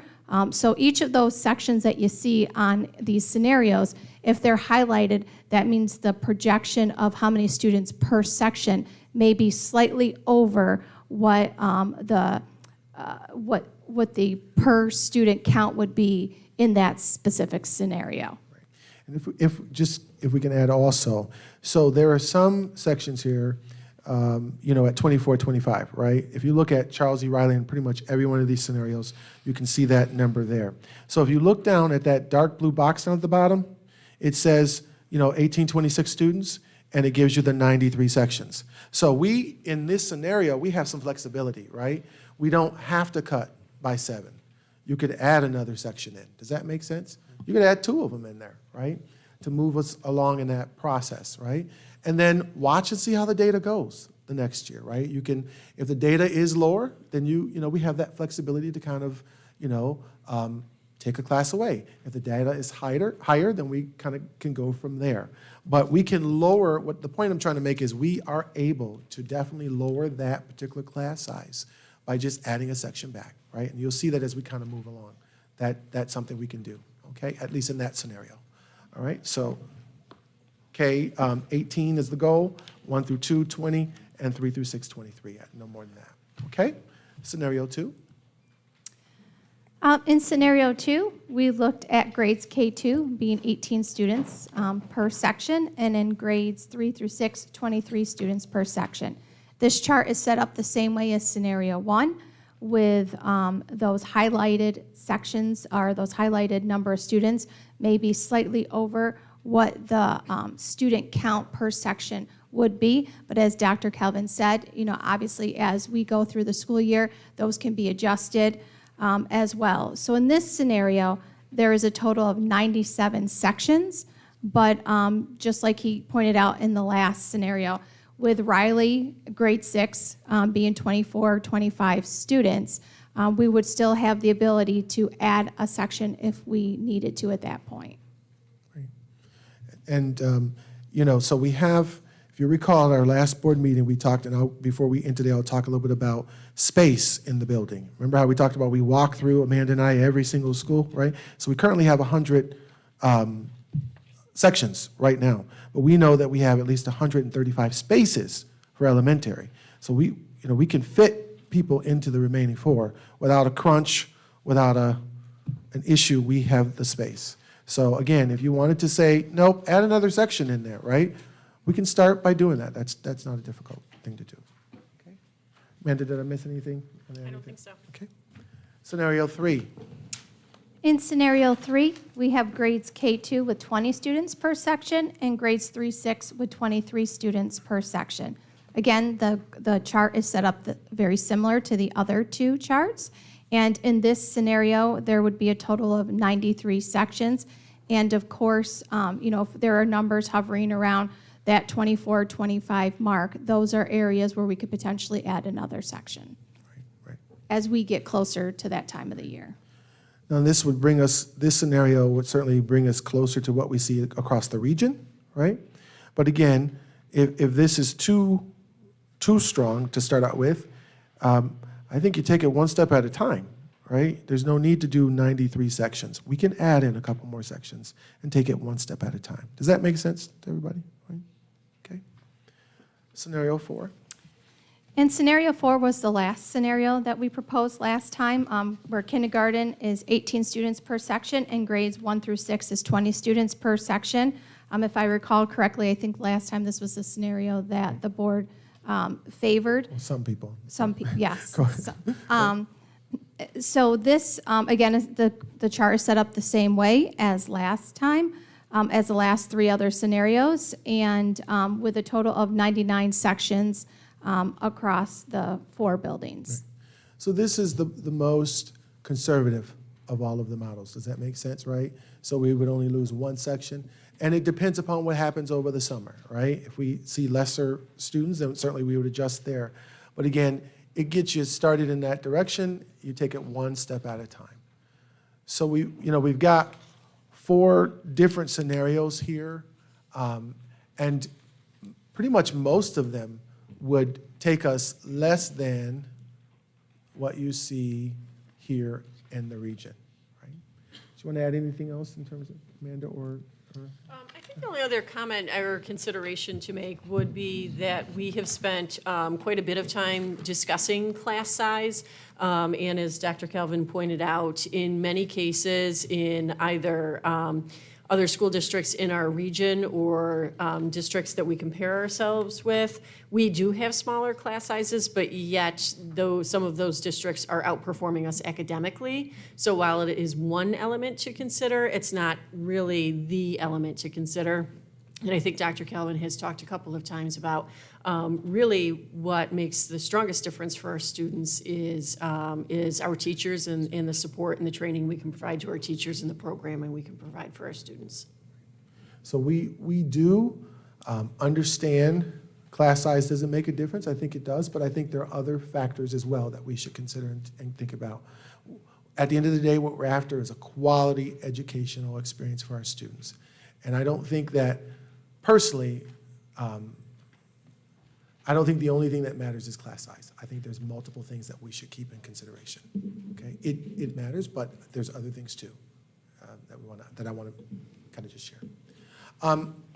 So that is that data, and just wanted to make sure again. You know, there were some people asking from the focus group about, tell me about enrollment, right? We haven't heard anything about enrollment. So again, people can go on and see the PowerPoint. So we did share at the September meeting, you know, the enrollment. We showed it with UPK and without. The purpose of showing both is because we were comparing it to the last 20 years worth of data that was out there, right? UPK was not included in those numbers. So we showed it with both, right? In September, that number was 3639 and then 3514. And then as of October 17th, that number went to 3641 and 3510 in terms of where we're at in terms of enrollment. This is, you know, our enrollment numbers have certainly, something is happening there. I'm not sure. I'm sorry, folks. There we go. Our enrollment data, you know, it just kind of is what it is. The numbers have definitely gone down. So at our last meeting, there was some request, if I remember correctly, maybe Pam and Jim, about 10 years worth of data. We gave you 20 years, right, to see what was the enrollment like. We did go back through beds and we did look to see what was there. Dr. Humphrey, you want to share a little bit about that? Yes. What I did is I went back to the other 12, 13 former studies that were conducted, similar to the Costello and Silke study that we've been examining. And in those other studies, I went back to look at the beds data that was presented in those studies. So I was able to go back to 2000, 2001 to find the beds day enrollment information, and then was able to piece together the various studies to be able to give you the last 20, 23 years here of data. The last line that you're seeing, the 1826, the one that's in green, that's the projected data that we're currently using right now in those scenarios. So, just so I'm got this right, I want to make sure I say the right thing. So, you know, from 2000 down to 1826, the loss in students, the number is 714, if my addition is correct, or my subtraction rather. So, you know, that's what we see right now overall, from where it was in 2000 down to 2023, 24. And again, I know we have a couple people who may be a little bit better at this than me. I want to make sure I get it right. Minus the 1826. I would just go to this year, 714. go to 1860, since that's the actual, right? Yeah. Yes. Yeah. So if you did 1860, 2540 minus the 1860, that would be,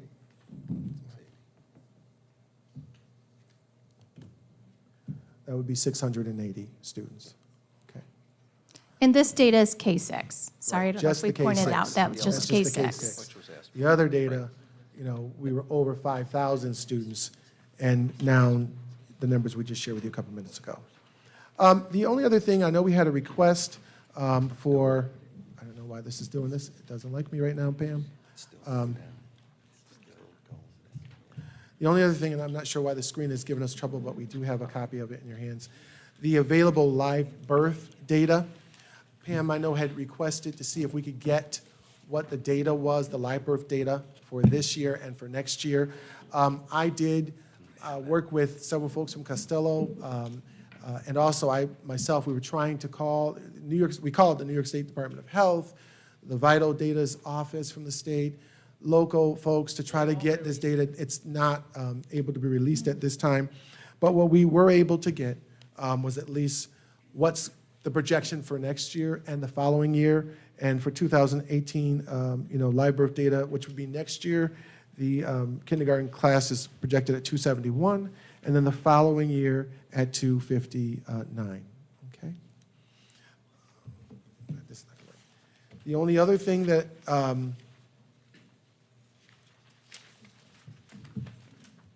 and just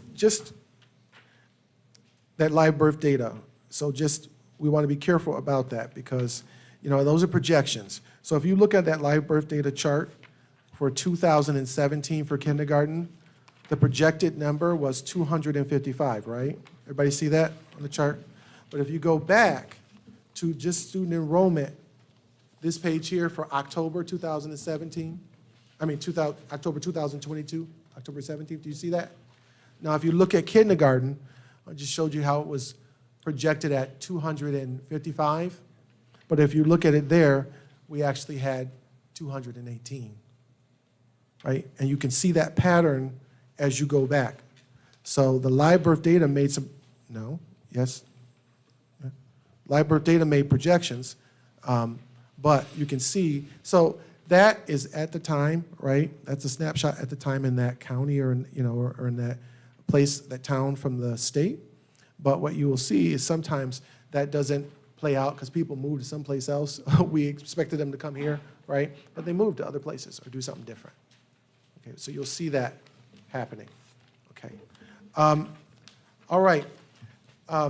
Any other questions around those requests? Because last piece here I have for you. Okay. Sir? I do. I spoke a bit about this at the last meeting about modeling and how models are only as good as, they're not great. Some are better than others. It always depends upon the numbers you put in. And we talked a little bit about how some of the COVID numbers may skew things. But what I'm really kind of wondering about here is, I guess maybe first question. Costello used a particular model to come up with projections. Did you use the same model to come up with the number of K through 6 students at whatever it was? Yes. Sorry, I lost it. So move your sixth graders on. Yeah, 1,826. Yes, okay, so that kind of same model. So I guess part of my issue comes with this about how this model has actually been able to predict things, right? So when I looked at the model for what Costello has in table 5.2, they predicted 1,743 K through 6 students this year. And instead of 1,743, right, we're at 1,860. That's 117 people that they were off, okay? So when I think about your projection, I'm looking at this and I'm looking at these two numbers. These are the two I'm focusing on right now. We're dropping from 1,860 to 1,826 in the model overall, right? But this year's kindergarten is 218 students, and you have us at 271 kindergartners next year. So we're going to gain that many kindergartners, but at the same time, through attrition or whatever model, we're going to lose students 1 through 6, so that our net is still a loss? Am I seeing that correctly? So you want to answer? Go ahead first. Sure. So when we're looking at, so the numbers of projected kindergarten students are coming from the Costello and the Silky study. Okay, so if I may, Live right? birth data. Yes. And Okay. live birth data. So when I look here in this, so right here we have 2023-24 school year, right? This is going to be, our prediction is 271, right? Right. Costello predicts 233 for us. Table 5.2, they're predicting 233.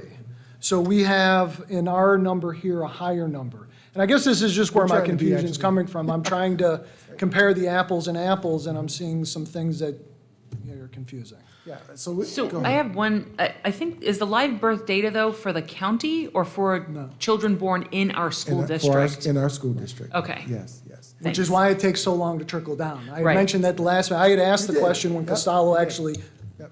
Yep. gave this, and I'm like, why can't we have, like, bam, why can't we have more recent data? It's just for our district, so that accounting hasn't trickled through the system. So if you go through, I sent you like the last 12 studies. There's one that's done through city BOCES. And in that study, I think I brought it up the last meeting, there's some accountability for loss. We were very conservative. We kind of said, well, geez, if we get every kid that's in the live birth data, right? Here's what this would look like in terms of class sizes and what we could do. We were actually very conservative, to be quite frank. But what we know is that, so live birth data and your projections, right? You kind of, it's like a snapshot and you get your best guesstimate, right? Nothing is ever perfect, I would say, but you get your best guesstimate and you try to look at your trends and you look at how things have gone over the last couple of years. And you try to come up with your best case scenario. We put in everything that we thought would be there. And so like six, and this is, by the way it's done at most districts, right? So grade 6, we know are going to move up to the middle school. So those numbers are going to change. So you kind of put the next numbers up, right? And then grade K, you add it in. That's how you kind of project out what you have coming. We were actually very conservative. And we hope that that number kind of stays there. We would love to see the number go up. The history has been, it hasn't gone up across all the time, right? We saw a little bump this year, right? We'd love to see that again. But that's kind of what we've done. Do you want to share anything else at all, Karen or Amanda, at all? Sure. What I can do is go back through the Costello and Silke study and find the exact chart where the 272 came from, and then I can inform you about what chart that came from.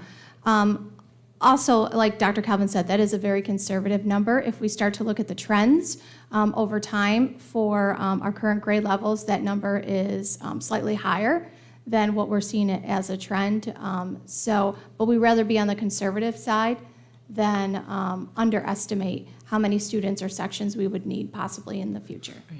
Yeah, and I very much appreciate that. In a case like this, I do think we need to take that approach because, it's a big decision to move, It is, you're right, move a Jim. lot of students. And, again, when I looked at that, I looked at 271 and I looked at our last 6 years according to Costello. Our last 6 years for kindergarten, we averaged 274.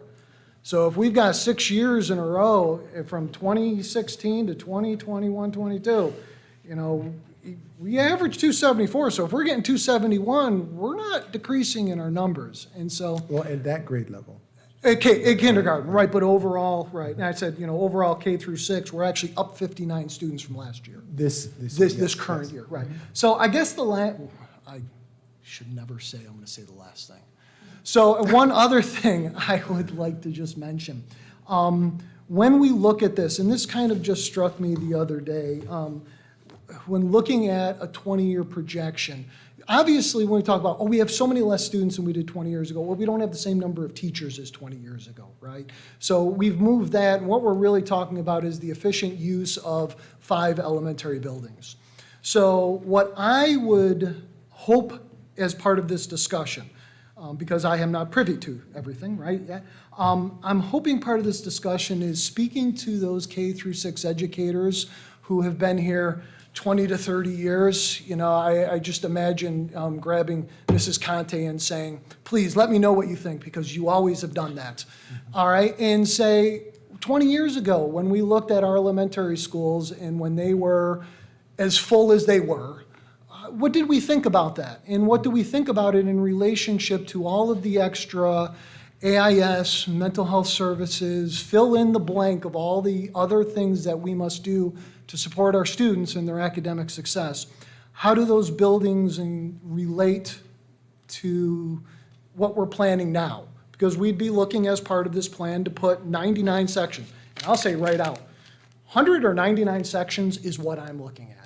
To me, you remove 7 sections, you're increasing class size, and I'm not going to be in favor for that. But, we go to 99, you get 100 sections. Again, my question that would come to, I'm hoping we're talking to those who have the institutional knowledge to know what it was like to fit that many students into those number of classrooms. Well, I would say, so first of all, we're never closed off for conversation, right? Every day we walk around the district, and there are people who pull us over and have a conversation with us, right? We're always listening, always available to talk to whomever wishes to speak with us. I have been to staff meetings, right, to talk to folks. Anyone invites me, I come and sit down and talk with them. Just so you're aware, like also in our focus group, right, we had some of our empty nesters who were retired folks from our district. Some of our people who were here 30 and 40 years, they're not here anymore. So it's hard to capture because they're retired, they're in Florida or someplace else, right? But we never close ourselves off for conversations. We're always open. I think what I have experienced is a mixture, right? So you get some people who, things were wonderful years ago, and then some people say, no, they weren't. What are you thinking? And today is very different. Where we're at today versus 20 years ago, very different. The needs are so different, so diverse. But again, we always keep the door open for conversation, right? I think, this is a challenging conversation to have, right? But I applaud the board for having the conversation. It's tough. All of us are, we're looking at it. No matter how we put it, when you see numbers like 1860, even if we had 1900, it's very different from where we were before in 2000, 2001, where the numbers were at over 2,500 for elementary things. And that's the concern that we have. So, this is tough for all of us to have these kind of conversations, but we're doing it because we have to do our due diligence, right? We have to be as careful as we can. And at the end of the day, it's about trying to figure out what we can do best for our kids and for the entire district as a whole. So I'm not sure. Any other questions before because I have one more piece I do need to share with you. Go ahead, Lisa. Well, I have, I think, three things. So one is, I want to make sure that when we are thinking about these scenarios, that we're not voting, or we shouldn't be thinking about the number of sections. We should really be thinking about the guidelines that we're trying to lay out, like K is 18, 1 through 6 is 20, or, right, so, because that's what gets us, like, I don't want to say 99 sections, and then we have a huge enrollment boom, and we have oversized classes, right? So like, I think we need to be careful. Like we're trying to set the goal of what we want class size enrollments to be, and then we'll kind of let the sections go down from there. The second thing was, so the numbers that we're using are higher than what's in the study, and that is, I thank you for that, because that's the number, like, I appreciate the conservative approach there, because that can make us more careful in our planning. So I'm not too concerned about the Castello's number, like its projection for this year was off, like, they're always gonna be plus or minus something. And we're using the live birth data, so like, Yes. It's potentially all of those students, if they're still in the district, are going to be coming to us. And then the last part of it is that I think I have seen some confusion online about how are we saving money if we're not selling Layton, right? And I think one of the things that, so we addressed that. We addressed potential future uses for Layton at the last meeting. But I think it's important to recognize that the largest expenses for the district are the personnel costs and then the health insurance costs in the future. So changing sections right now, we may lose a few positions, right, like a principal, for example, but we would still have a number of teachers, right? But we can adjust accordingly, increasing numbers of sections, decreasing number of sections. We know that we've got room in the other buildings from what you presented last week. So I just feel like this is the most flexibility that we're giving not only ourselves, but future boards, right? Because we're probably not going to be here, right? Like I know some people have served for a very long time, but we're probably not going to be here, like, if another study were done 20 years from now, right? Yeah, I just wanted to say one thing, because I know the focus is on class size, and I do believe that is a component. like Amanda said as well. But I don't remember, this was an efficiency study. And you look at, are we being efficient in our utilization of space? We're down 34.6% in terms of the numbers in our district from 20 years ago. 34%. We have to adapt to meet that need. It doesn't necessarily mean that we have to increase our class sizes, as we've seen, but any place where we can make a savings and put that towards programming, I'm all towards that. I'm for that. But I don't want to get hung up so that we just see, we're looking at the number of class size. I think we have to look at it comprehensively, and I think that the financial component is part of this because of the efficiency component, and I think we, this is the way I'm looking at it. Because I said it before to someone, Layton is a building. It's not the school.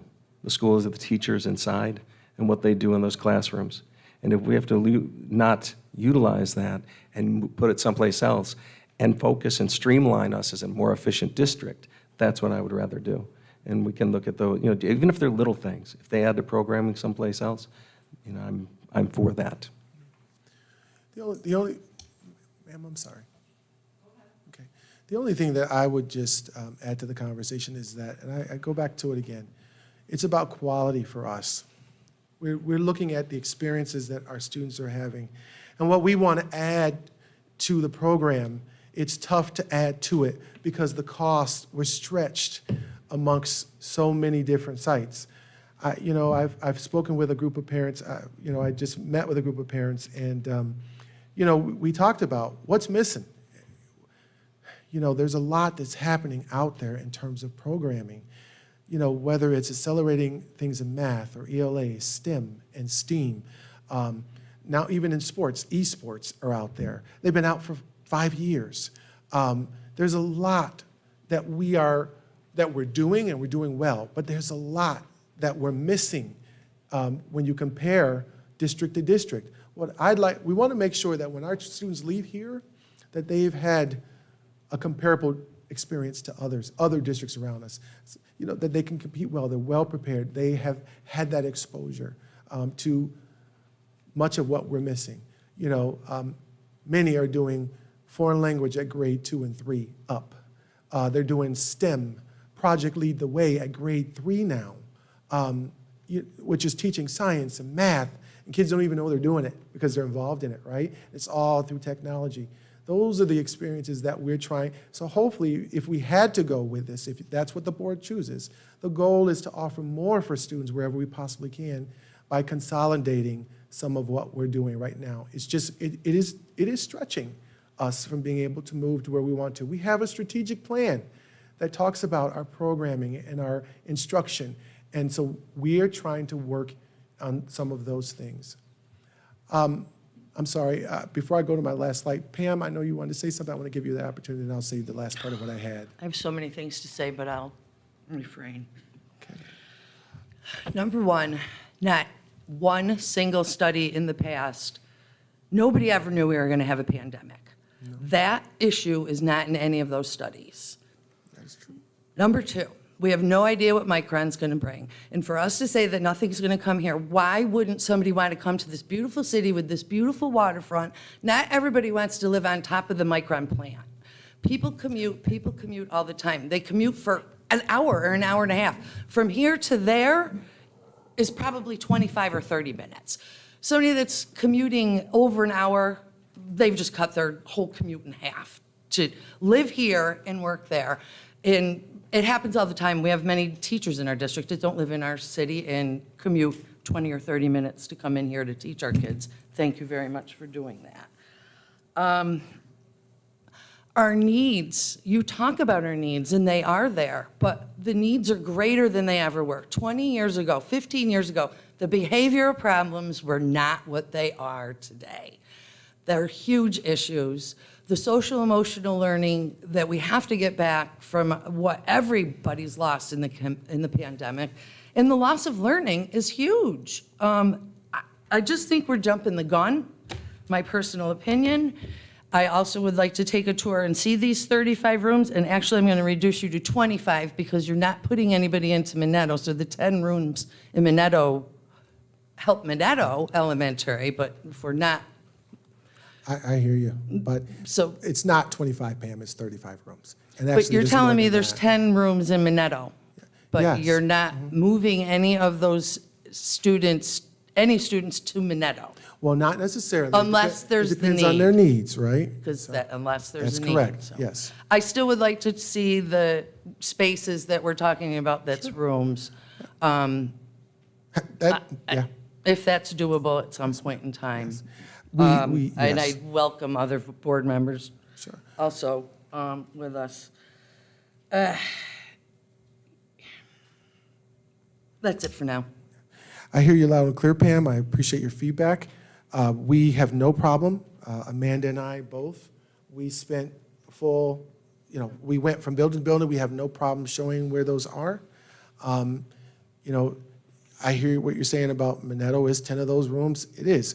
I think the point in sharing with the board, and this is up on the slide now, we have a problem. We have 35 spaces. People are doing something in them, right? I think I shared this before, right? Some of the classrooms are used as an office.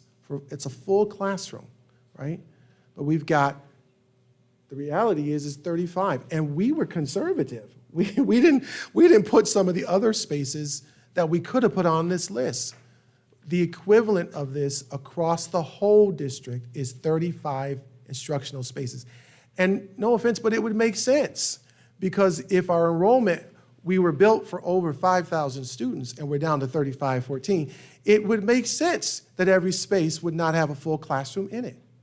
That's the reality of what we are experiencing. But all our rooms aren't for full classrooms. We have rooms for OT. We have Yes, rooms for PT, we didn't do the those rooms. AIS and stuff, OT, so they're all out there. OT, art, music, PE, band, we left those, right? We're talking about instructional spaces, classroom spaces.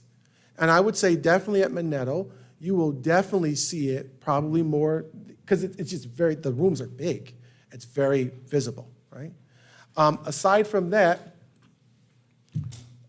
we just completed the space usage for the middle school and the high school. And I know that someone said, well, this is just a K through 6 study. No, it isn't. This is a K through 12 piece.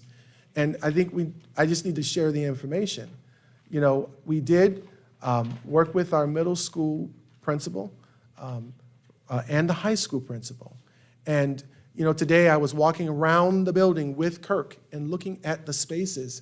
They have something in it, maybe a period, but 4, 5, 6 periods. Rooms that are built for 30 or 35 are empty.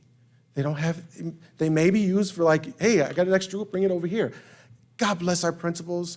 Thank you so much for our principals who are just trying to make sure they use that space, and our teachers, it's free space, so they're trying to get in there and do something. But at the middle school, we have right now 333 periods with available space, right? With those periods, 194 of those periods are used for instructional spaces, right? 139 of those spaces are not being used, right, throughout the day. So you multiply that by 9 periods, right? That's 15.4 classrooms. And, Mary Beth and I spoke at length today about this, right? She left out 8 classes. So I said I was conservative, we know exactly where the classrooms are. We didn't even put the classrooms in the list, right?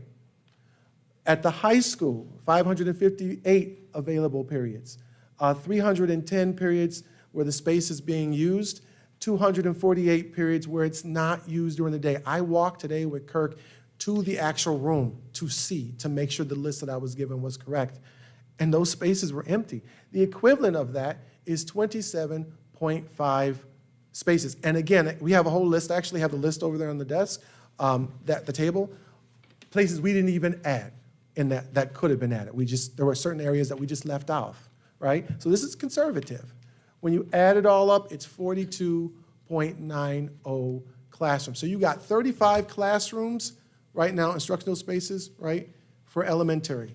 42.9 at the high school. The total of this, 77.9 instructional spaces. 35 elementary, 42.9, and I'm conservative. That is not, it makes sense because, again, you have gone down from 5,500 children. You've gone down now to 3,500. It makes sense. It's not made up. It's not saying that you think it's made up. I'm just telling you that.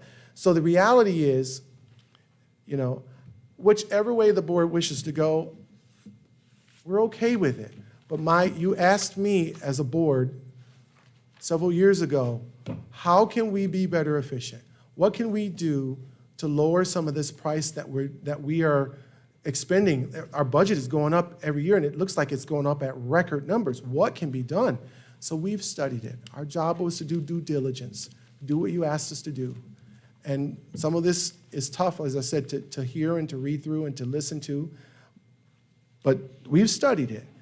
And, in summary, I just would end with saying, listen, we are continuing, as we know, to see a decline in enrollment. There have been, as you know, as of today now, 13 studies done on this. That's a lot. Space is underutilized in our K through 12 schools. It's underutilized. And it's not that anybody's trying to do anything wrong. It's just the numbers are going down. Nobody's trying to do anything wrong. And they're doing the best they can with trying to utilize the space. We do not have supporting data that suggests that new building projects in the city of Oswego will significantly turn around our enrollment trajectory. I hope that in the near future that we do have a turnaround. What superintendent would not like to have more kids? I'd love to have more. But right now we don't have data that shows that with us. Labor relations data demonstrates that we can reduce staff through attrition. The needs of our students are diversified, varied. They do continue to grow. And that's, again, why we're trying to say, if we have to do something here, this will enable us to try to meet those needs even better. There is varied feedback from the public in response to the study. We have some people who are in agreement, some people who are not. We understand that. The district is able to keep class sizes where they currently are or reduce them. It depends on what we'd like to see done. The district is well able to redistrict students to other schools. And we have a significant amount of infrastructure projects, work that has to be completed. So whatever we do, there's a lot, as you heard tonight, that has to be done. And then lastly, the quality of our instructional spaces and programs will be affected by whatever decision we make. So, whatever decision we make, we just want to keep that in mind. And then the comprehensive study has provided for multiple ways that we might want to consider.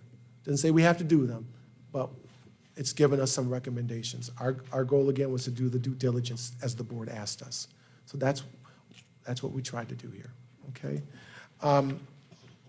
So I think, with that said, are there any questions at all from the board? Any other questions or comments? No, I just did want to say one other thing, because I know I said Layton wasn't a school, it's just a building, and I'm sure people will get up crazy about that, or just alarmed. That's not what I meant. What I meant was, much like a church isn't a church, it's the people inside that are the church. It's the instruction that takes place there. I look at this also as an opportunity. We have an opportunity. We definitely have fewer students in enrollment throughout the district. We've got to utilize everything we can that we can do to be able to do exactly, what Mathis referred to, and lift our quality of instruction and lift also our programming. And I want to do that, again, we instituted an efficiency study. I don't know as if we're doing that if we just keep all of our buildings with the enrollment that we have. So that's all I wanted to say. Layton is a school. I'm sorry. So board, unless you have any other additional data requests, we're done. I just wanted to share with you where we were. We are open to any feedback that you have, any additional questions. We will do our best. Again, for that focus group, I will go through all the questions that they asked, and I will put answers to every question. We'll put it up on the website to make sure that we get back to our folks for sure. I would just like to encourage every board member, if they have not done so, watch the focus group recording that's on our website. I think you're amiss if you don't.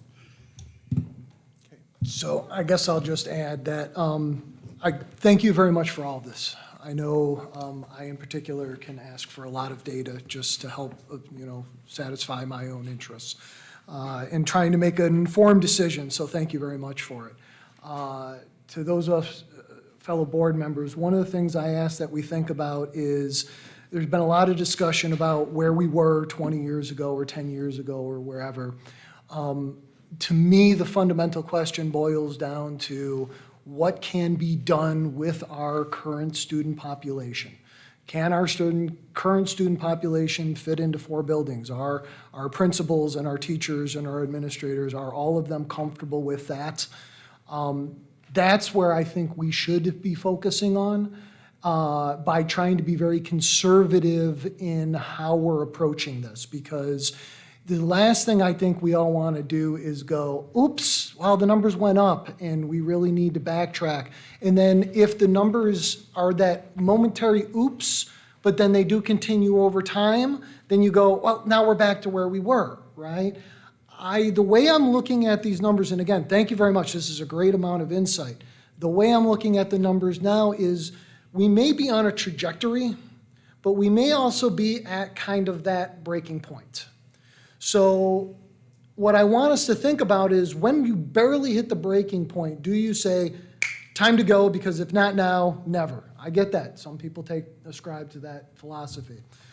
But I personally think more of it as, well, there's always blips. Look at any of these numbers. They go up, they go down.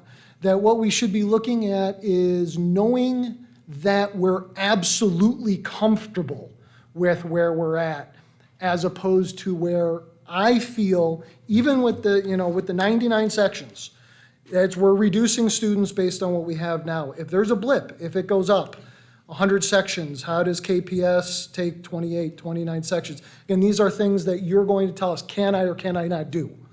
But I would ask us to, at least I'm going to, try to think about these and err on the side of caution so as not to react too quickly only because the study was done now. Because the study was done 5 years ago, and 10 years ago, and 15. And when I talk to people out in the community, they say, isn't it just time to move? How many times are you going to do another study? And what I've said is, I would hope never, or at least not in the next 5 to 10 years. What we do is, it's not that we have to act now. We can say, we're not at the point, and this will inform us. And as you update us, as we talked about with the community, get data-driven, constant updates. Where are we at, where we're going, so that I feel comfortable that we're beyond the blips that are going to mess us up if we cram everybody into 4 buildings before it's actually time. So without the crystal ball, who knows? But that's where I'd like us to think about it. I appreciate the historical data. We got to look at trends. But fundamentally, where are we at right now with our population, and what can we do? What is the best? I mean, you just said it, Jim, regarding we don't have a crystal ball. That's the thing. We're working on the data, and we can all look at it and say, okay, it's continuing this way. I think at some point it's going to be a leap of faith, either way, right? Because things could turn around. And no, I mean, you're going to say, we have the room to accommodate, let's go. Things could reverse, they could, or they continue to trend down. We don't know. So that's where I say it's a leap of faith. You take the best information you have at that point and make the decision. And I guess I look historically and go, if it's been done this many times over years, and much like you've heard from the public, why don't you just do it? Or why isn't there something done? What's our number then? What do we set? And I ask that honestly and openly, what's the number that we say, oh, when we hit this, it triggers and we go? I hate to say I'm going to not say anything else. Thank you, because we were presented just earlier that all these other districts, when you talk to them, we don't look at goals. We don't look at that. That's not what we're doing. We're looking at trying to make it because we see these blips, right? Then Lisa, not too long after, you said, well, if we're shooting, when looking at these, don't look at 99 sections. We're shooting for a goal of a certain amount in kindergarten. We're shooting for a goal in a certain amount of 1 through 5 or 1 through 3 versus 4 through 6, right? So I actually, in this board, voted on at least let's only consider plans that don't increase class size, right? I'm not saying, I'm not making a motion for right now, but for people to think about, I don't care all these other districts don't do it. Maybe we should set goals. Maybe that is something that we should consider. Just throwing it out there. So I want to thank you all for the truly comprehensive and in-depth look into the data that you have done and playing out different projections. I think on this question of why now, I do think it's certainly for me a huge factor that no one will lose their job in this, right? And I think that has been, I can only imagine what a hurdle that was when past boards had to make this decision in the community where we live, with the people who are going to lose their jobs, right? So I think that is a huge opportunity for us, that for our board, that we can make this decision without those kinds of pressures. And it seems as though we have the room. I don't think there's cramming really, right? It seems like we've got the room to be able to do it. So Tom, thank you for more clearly saying what I was hoping to say before about the program. That what we're really looking for is about delivering a program that meets our students' needs. So really, thank you all. This was a huge amount of work that you have done over the last several weeks.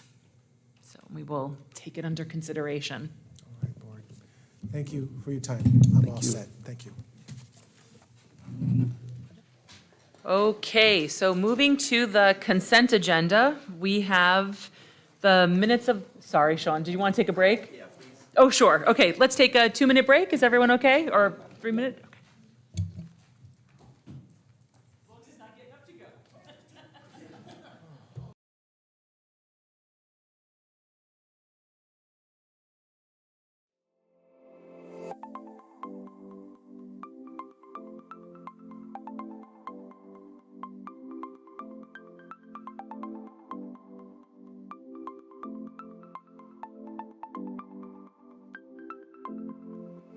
Okay.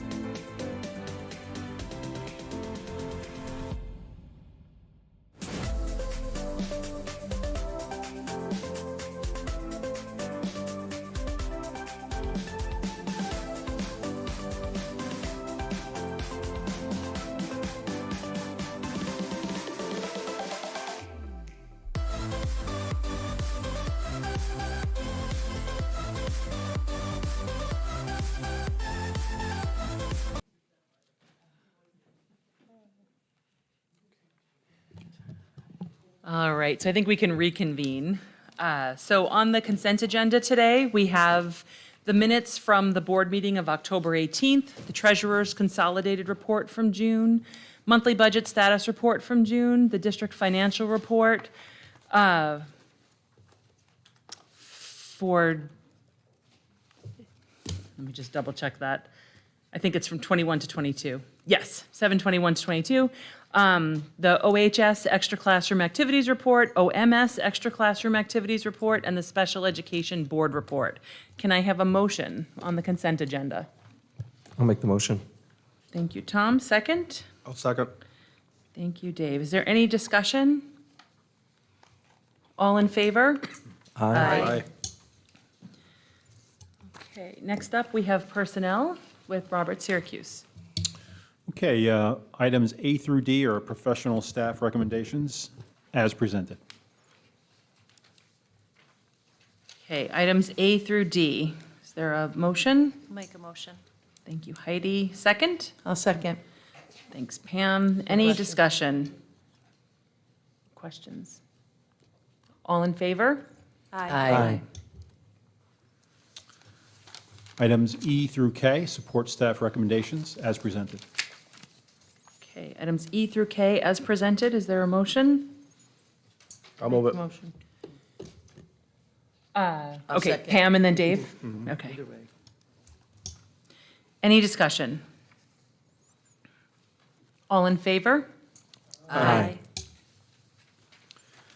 Items L through N as presented. Okay, items L through N as presented. Is there a motion? Make the motion. Second? Okay, any discussion? All in favor? Aye.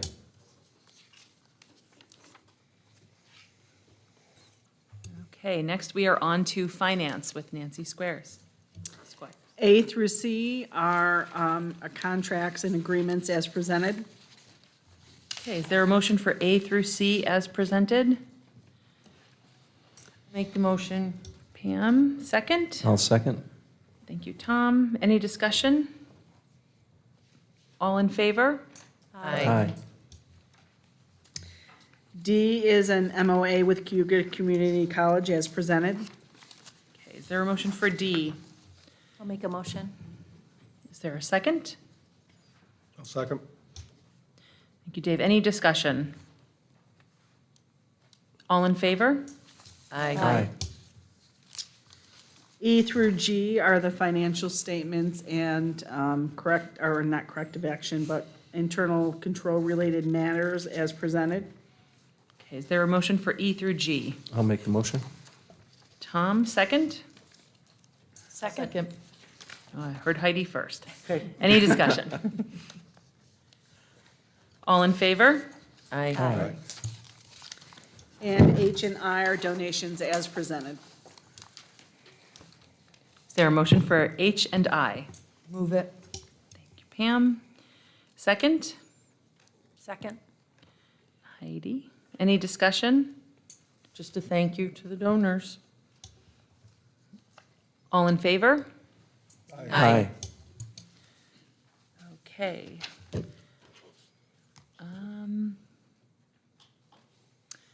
Are there any items from the board tonight? I again would like to thank that focus group for their time and their efforts and their energy and their honesty. As always, faculty and staff for showing up every day, and our administrators for our students in our district. Thank you always. I just wanted to say, thank you actually to the board for this discussion and that we continue to have them, and they're spirited and open, and I appreciate that from everybody. So I just wanted to say that. And on the other note, we went to Lisa, Mathis, and Heidi, and I went to the NISPA convention. this weekend, which was great. And I really would like to see in the future if we can get more people to participate. It's just great to meet other board members, see what other districts are doing, see what programming is out there, see what different ways to look at projects, more insight. So it kind of adds to the education process, even with the breakout sessions and everything that was offered. I've got information on it, and maybe in a future meeting, I can give a little update on some of the things I discovered. I just want to say a quick congratulations to the Marching Buccaneers who finished their season on Sunday at the Dome competition. They did really well. Yeah, came in 7 of 9, which is a great Star Trek number, so very good sign. And really, it was so amazing to see their progress from the Pageant of Champions to performing, and I think it was really exciting for them to be at Syracuse University, and to see the Syracuse University marching band was exciting. So congratulations to them. Any other items? Okay, do we have a need to move to executive session? Yes, to discuss the particular performance. Yeah. Yes, to discuss the performance of a particular staff member, work performance and history, and also to discuss a legal matter, litigation, that we certainly, or a legal matter, I would say, that needs to be discussed as well. Okay. Okay, is there a motion to move to executive session? I'll make the motion. Tom? I'll second. All in favor? Aye. Opposed? Oh, thank you. Will there be any need for action after the executive session? No. No, okay. Thank you, Jen.